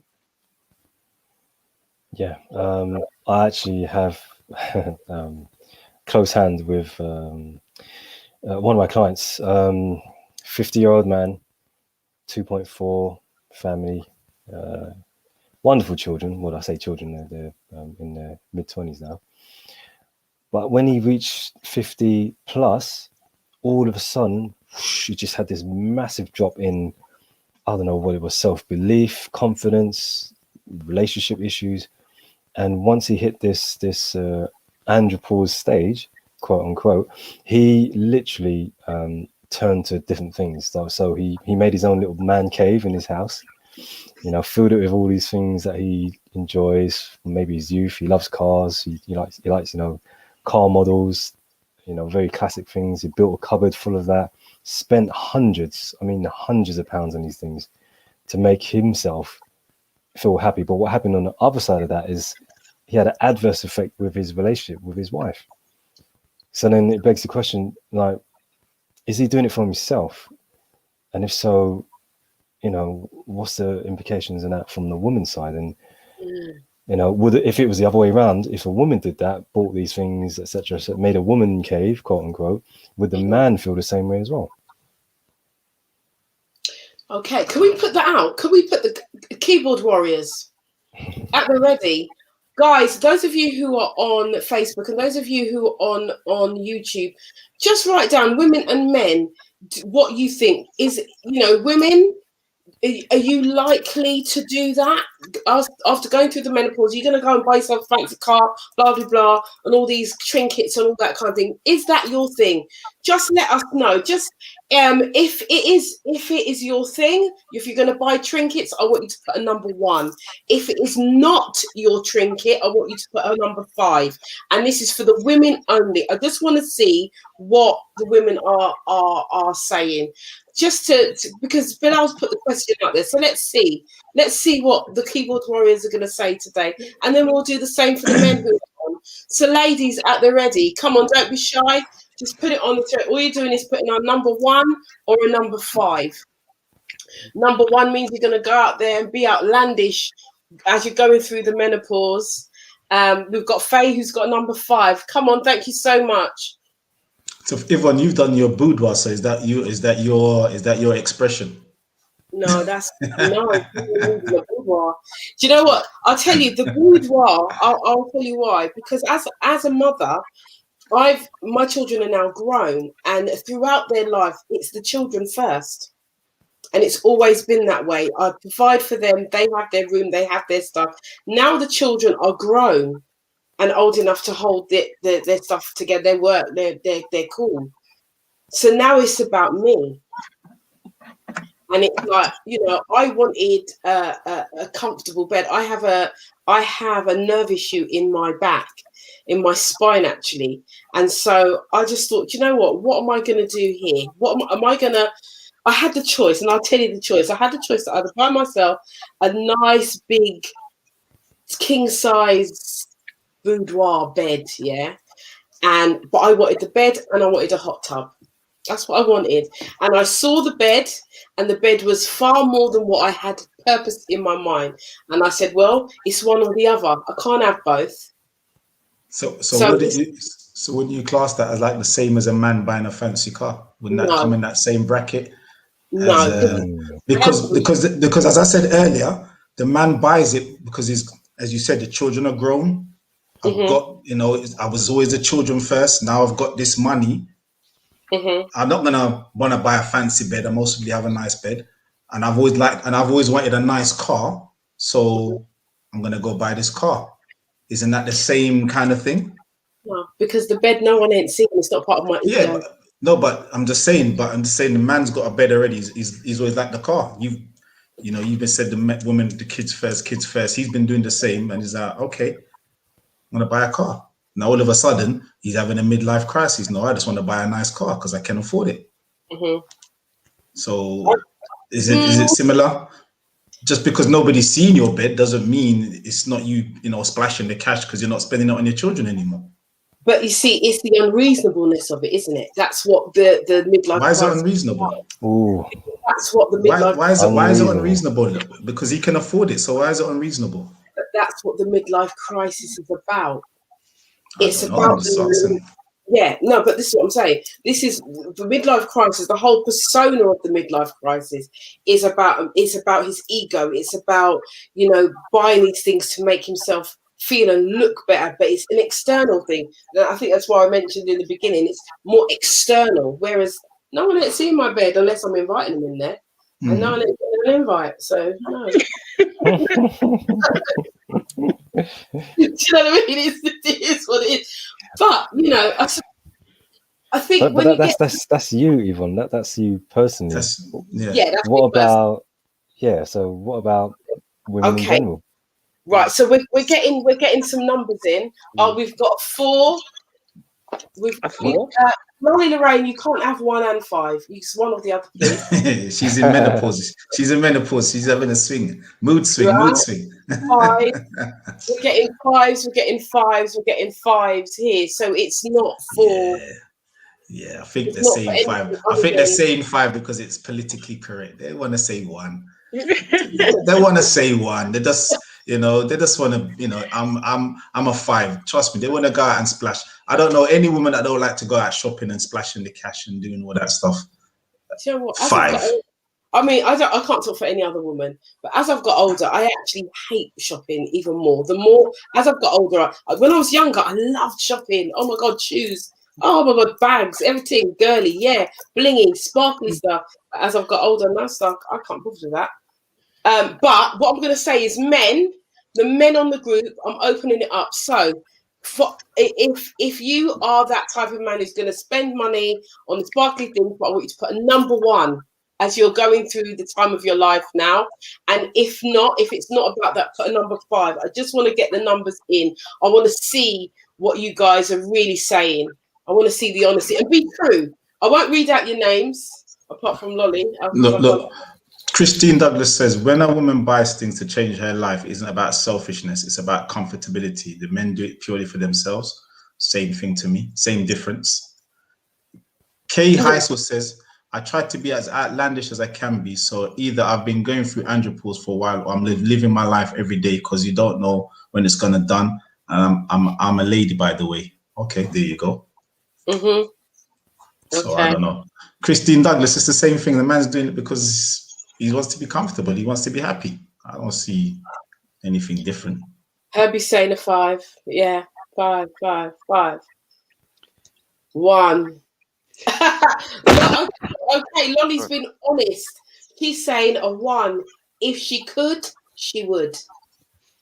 Thank you for your honesty. Thank you for what's your number honesty. 1? What's number 1? Go out and spend the cash and flash and flash it. If I had cash to splash out, splash. What am I saving it for? The thing is, day? the thing yeah, I mean, if you've got the money, you've got the money. I mean, I've been fortunate, yeah, that me and my wife, we sort of like, I don't know if you've gone through the menopause and the menopause together, and it somehow just worked and synced together. But all the things we sort of want to do, we're talking about doing it together. So if we're talking about buying a car together, buying a house, going on holiday, because we talk about, I mean, if lockdown wasn't lockdown, we'll be on cruises, we'll be everywhere. I mean, that's our kind of midlife thing. You know what I mean? We go out and we go this, do that. The children are all big, grown now. So it's like, something we do now what we didn't do when we were younger together. But I've not really once sort of like looked and sort of think I want to do this for myself. You know what I mean? The only thing that I would do, I also said to my wife that I like music. I said, I'll have a house and I build like a sound room where I can sit down and listen to my music. That's the only thing I'll do. I'll sit down inside here, listen to my music, and that's it. But that's something that I would, I just love to do. But it's not like an ego thing. It's not like showing off anything. It's just something that would probably relax me, and that's what I love doing. But other As than that, Christine Douglas says, comfortability. Yeah. Other than that, to me, everything I'm doing really, it's me and Mrs. Burton. You know what I mean? Well, I think what the male menopause is talking about is a level of recklessness. It's Okay. not the controlled behavior that falls within the social norms. What it's actually highlighting is that there is an element of recklessness about what men do at this period in their lives that is out of their usual norm. And that is why it has been coined crisis, because it appears to be as if they've lost control. And so their behaviors are way off track. Can I answer that one? I don't think it's what they've been suppressing for years.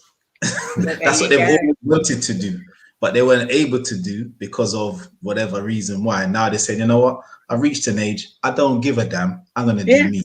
And that's what it is. People say it's crisis. I say it's just a man saying, F it, I'm doing me. Yeah. So that's what it is.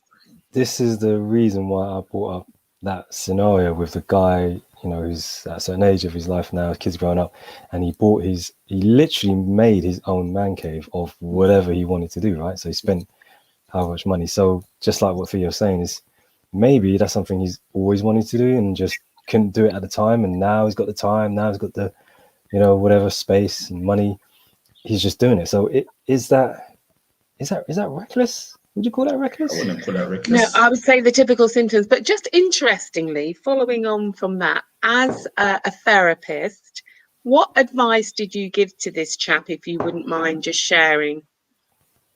Good question.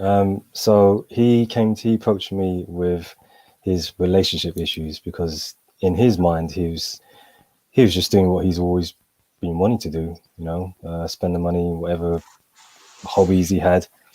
But then him going down that route meant there was a problem with his relationship, and he just couldn't see why it was causing a problem, whether it's from the wife, whether it's him. And I said to him, okay, in terms of therapy, what is it why have you approached me? What is it that you want? I can tell you straight away, without even asking you any questions, I know you've come to me because of your wife, and that's where the problem is. Otherwise, if she wasn't in the picture, or she, you know, she didn't have an issue with it, you wouldn't be talking to me. And then he opened up to, yeah, I'm having problems. She didn't like this. She didn't like that. She told me to get rid of it. You're spending too much money. You know, should save, and all the rest of it. And I said, okay, is that what you want? What do you want? You know, because at the end of the day, you've approached me for help. So I'm here to help you. And if me helping you helps your relationship, that's my job done.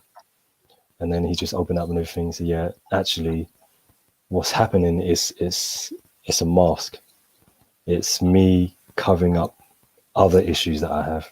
I'm doing this to compensate for that. Mm-hmm. And then everything starts to come out. You know, with my kind of therapy, it's about digging deeper. There's always 3 sides to a story, not 2 in my eyes. There's the male, the female, and the truth. That's right. And I wanted to know all 3. So as it happened, I said to him, okay, look, I can help you, but I think we need a relationship counseling, not just yourself. I can help you in certain aspects, but we need to come together as a team. I always use the word team. I don't like to, you know, isolate. Come together as a team and talk it out and just tell me everything. Start from the beginning, work backwards. Right. That's how I was able to help him. Did you get as far as a team? Eventually, yeah. It was hard work.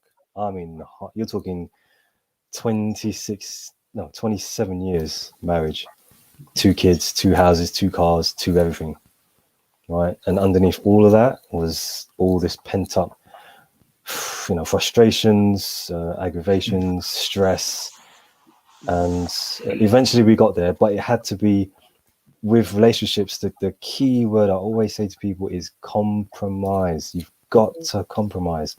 You're in this together. You decided to marry each other. It's not just one or the other, it's 2 of you. So you've got to meet in the middle. You've got to meet in the middle. Can't be more one or the other. Or maybe a little bit more on the other side, you know, just that little imbalance, that's normal. But eventually you've got to come to some kind of agreement. And then, you know, eventually they did. Reluctantly, but eventually. I was interested, Yvonne, you might want to pick up on this, when you talked about the third side being the truth. Now, we all know that truth is a matter of perspective. And when it comes to the male menopause and the excuses that people use for behaving in ways that can be deemed to be unreasonable, how does this perspective of truth, where does that then sit? Because one man's truth is not how another person will interpret their behavior as their truth. So what then? Is that similar? Well, you know, I was doing it back to Bilal, but I mean, you might want to pick up on it. Bilal, you can go and I'm coming after. I'm coming after. So can you just repeat that again? What is the The truth, you're saying? I said truth is a matter of purely perspective, isn't it? Perspective, Because my right. truth, as I see it, might not be your truth. So in terms of relationships and the excuses that some men use for what they consider to be their truth, but could be just bad behavior, as a therapist, how do you then manage that? Perspective is the key word. Again, with the neurological side of things, I always work backwards, because truth stems from beliefs, and beliefs gives emotions and feelings. So it's all intertwined. But the truth element from the men's side, as opposed to the women's side, are always going to differ. Always, 100% is going to differ, or they're going to be very similar, but just not the same. So what I try to do is just work through balance, because you're never going to have a perfect relationship. No one in this planet has the perfect relationship. You can get pretty close, or as close as you try to be, but perfection is almost impossible. So to bridge the gap between, as I said again, the key word is compromise. What do you find is true? How do you feel about that? What do you find is true, and how do you feel about that?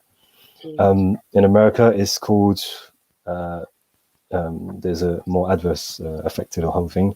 They call it irreconcilable differences. And you hear it all the time. Celebrity breakups, marriage breakups, they couldn't meet in the middle. I was reading the paper just recently, Bill Gates, I don't know if you guys heard, Yeah, 93 billion. Yep. Right?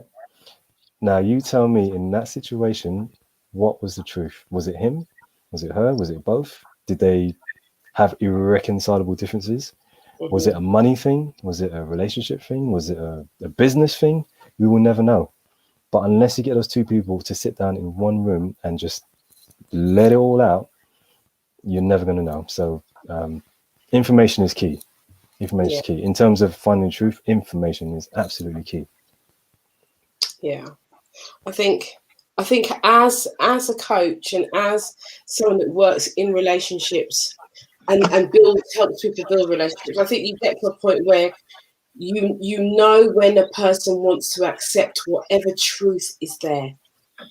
As you said, Bilal, you come to this place where you cannot agree. So Bill Gates, for instance, Bill Gates and his wife, with all the money that they have between them, they can't agree, so they've gone their separate ways. But there is a truth in there that they both know.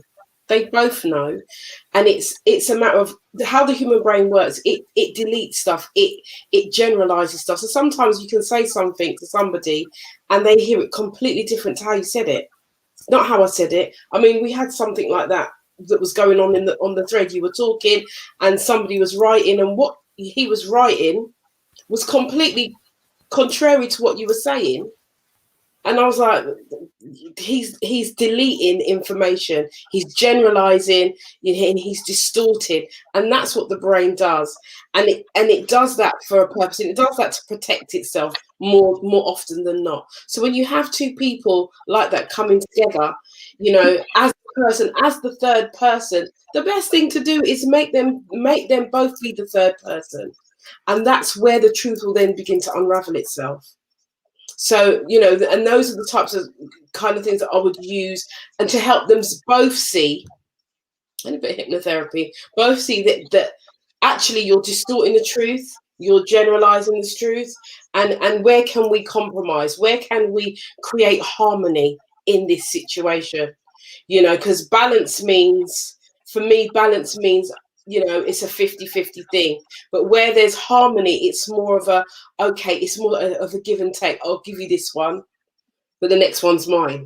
If you get what I mean, it's more of a, that's how I see it. Because sometimes I feel like you can't get the balance. You can't get that scale to tip that balance like that. Sometimes it is a little bit like that, but the other time it's going to be like that.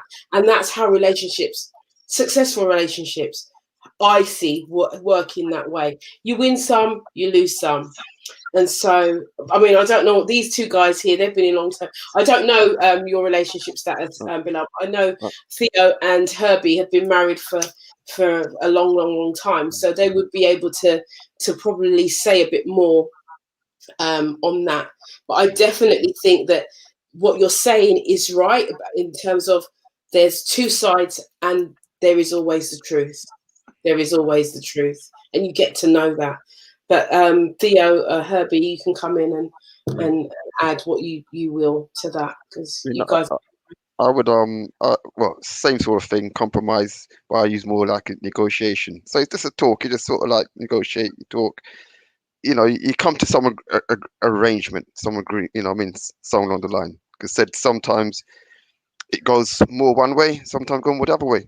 You know, you can't really go one way all the time. You know, what I mean, that's not really kind of how it works. But sometimes, you get a big share, another time you get a little bit, but don't, again, don't count it, what I mean? Don't, oh, well, you've had more than me, you just work it, because there's no time frame in that, I mean? I might be good for a whole year, what I mean? And maybe the next year might be your partner's, what I mean? So it's not like, it's some people sort of, what I mean, have it equal, oh, it's my turn this week, your turn, no, you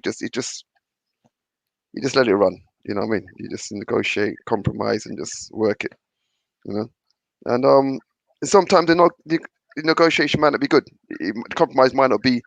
It might not appear to be fair to either party. Thinking, what I mean? But you look at it and you think, well, something's not a big thing. You know what I mean? And some of the things sometimes are not nothing. You know what I mean? They're in comparison to a lot of things, they're not really nothing to really lose sleep and argue about. And move on. I'm coming to live with you, Herbie. You come to Herbie's right. Every situation is different. So you have a talk and both get your point across, and then you kind of work through the different issues, what the points are, and then you just find a solution to it. It's not every time it's last time you got it, last time it went in your favor, this time it's got to go in my favor and stuff. It's just, you just talk. As long as you're talking, then the truth will come out. From your talking and you're communicating and you're both getting a chance to express your feelings and hearing each other, then you will get to the compromise. And as Herbie said, some of the times you're talking, what you're debating about is not really that deep. It's not an issue. It's sometimes when you break it right down to what it is, it's nothing. And sometimes you're saying exactly the same thing. Yes, but just comes different. Yeah. So sometimes you say, "Oh, a minute, something. We say the same thing here." Yeah, exactly. And that happens a lot. That happens a lot. You're saying the same thing, just different language. Different language, and or someone says something and it's just misinterpreted how it was said. There's a word that wasn't the wrong terminology was used, so it came out the wrong. But when you actually, discuss it, wasn't that deep. We spent 10 minutes just chatting about nothing, and we could have been doing something else. So yeah, so that's how the truth works in my house anyway. We just talk it out. As long as you're communicating, that's always the best chance. When you're not communicating, that's when there's problems. That's when there's problems. Absolutely. Listen, guys, we're nearly at the end of the show, But one of the things I want to just kind of highlight is the fact that we are talking about the andropause, and we have touched on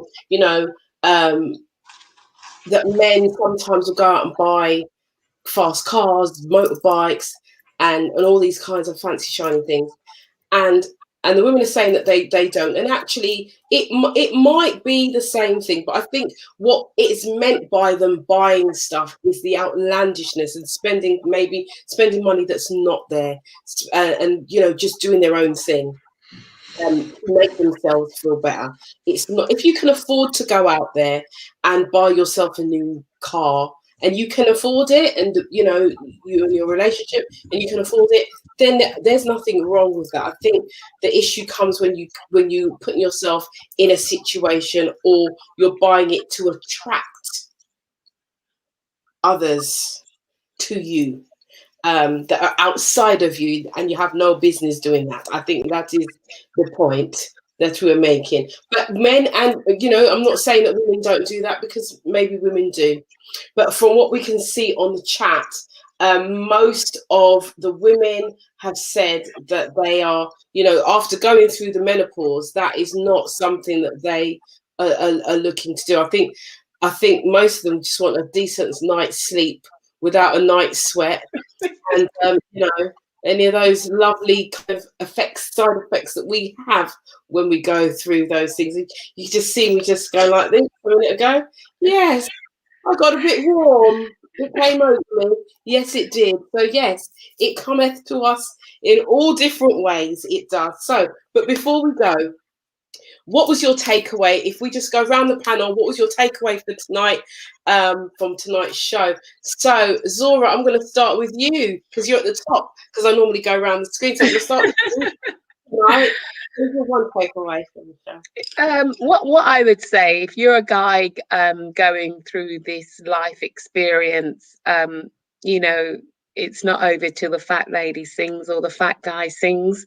I would say live your life as fully as you can, and if you want to buy a fast car, you buy your fast car. If it's affordable and it doesn't cause anyone upset, you got to live your life. You got to live your dreams in the way that you believe is best for you. And I think if you've had a good life, if you've given your children and your partner everything that you can, there should be space for you to do what you want with your hard-earned cash. And yeah, live your life fully. If it was me, I'd be doing exactly the same thing. Thank you, Zora. Thank you so much. Bilal, what was your takeaway from tonight? I think my takeaway is it's about clarification. I think in the end, we all need clarification. If andropause is a term and menopause is a term, we need to clarify, we need to define what it is. And I think what everyone's saying tonight is quite clear. It's about cause and effect. So if we can look at the cause and manage the effect, I think those terminologies, pause, would cease to exist. That's what I got anyway. Okay, thank you for that, Bilal. Thank you so much. Herbie, what's your takeaway? Right. In terms of the menopause, and I like to call it menopause actually. In my experience and from what I can see from the feedback and from the threads, there's not really any comparison in terms of what the women go through. The women thing, I know both are sort of biological, but the woman experience is completely different to what men would go through. I think a lot of men experience is more a mind thing. It's more kind of Bilal's kind of area, and a lot of it's the choice. I think we want things in life, and we didn't have something in life, and we take the opportunity to have it at that particular point. But again, it's a choice. Sometimes we don't need it, we don't want it, but we just think we just do it. But my real take is that there's no comparison. So, women going for menopause is something quite a serious thing, as far as I can see. Economic can lead to a lot of to mental illness and everything else. Men, I think we can deal with it. We're going through what we're going through. But that's just from my experience. I don't know, and from what we've seen from feedback from the men, it's not really something that we should worry about. Okay, thanks, Herbie. Thanks for your comments. Theo? Yeah, I'm kind of Herbie there. The andropause, I still don't think it's anything, really. I don't think it's a thing. I think it's natural progression for men. I wouldn't say it's a thing that you're going through. And as I said, it's a lot of it's life choices, it's lifestyle choices. That's what it seems like, more than an actual physiological breakdown of your body. Like, women have different, the actual physiological changes. Your body changes.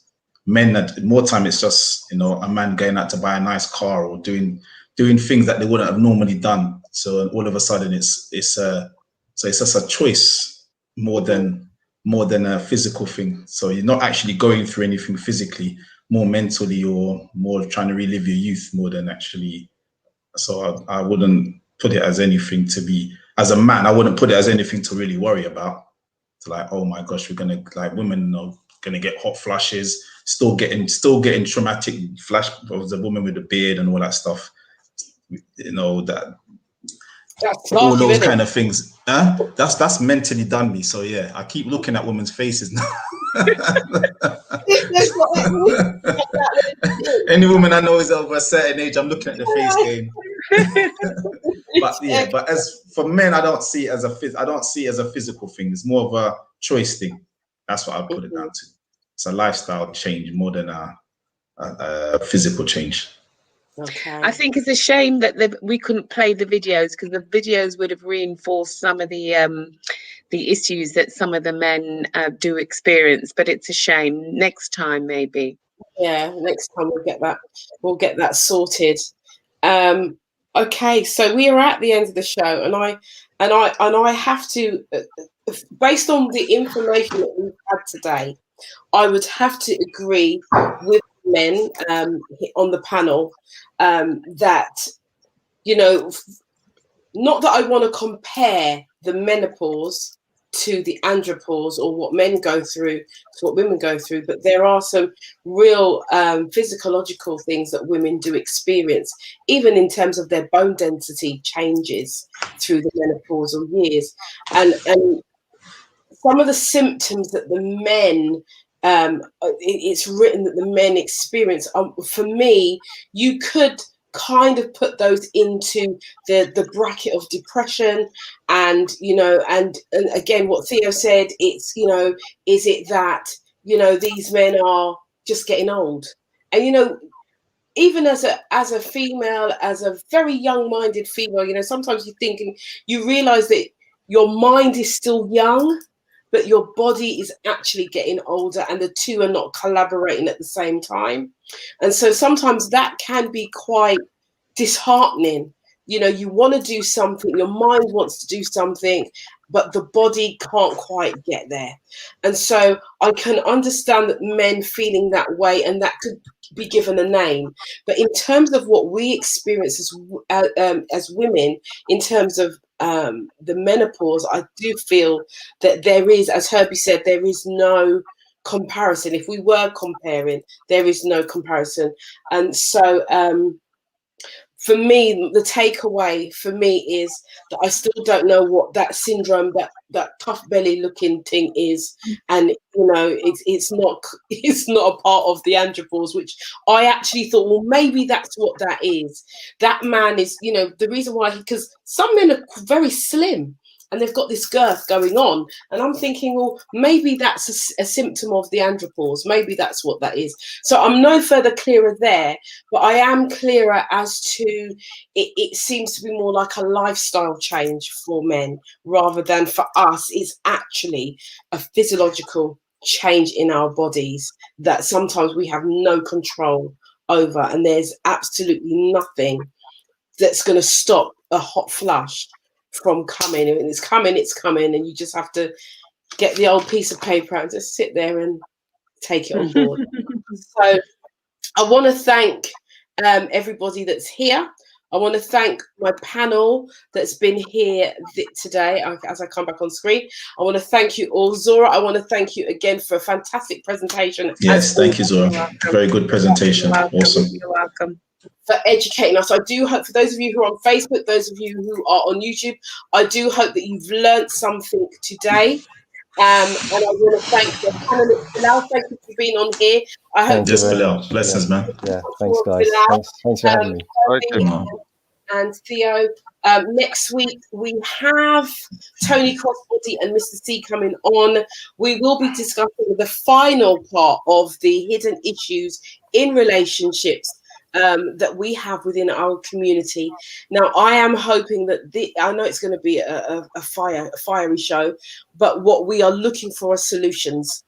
I'm hoping that we can do this in one show. I have set aside one more. I've said two more, and that will be it. And that will be the season finale. And then we are going to take a break for a few weeks, and then we will be back. But yeah, so that is us. So do join us again next week between the hours of 10 and midnight for the After Dark show, where we will be discussing the hidden issues in relationships, in particularly within the African Caribbean community. Specifically, we're looking at that and how we can change that and how we can start to mend bridges and build our relationships up. So this is your girl Yvonne Michelle. We're out of here. Please do stay, the guys who are in the group here, please do stay on until the end so I can have a quick chat with you after. But for now, guys, those of you who are listening, thank you for being here, and we will be back here next week. See you next week. Stay good, live good. Bye. Good night. Take Good care. night. all. Ciao. Bye, Good night, guys. everyone. Bye. Yeah. You ready? You got me running, got me running. Shake it, shake it, shake it, baby.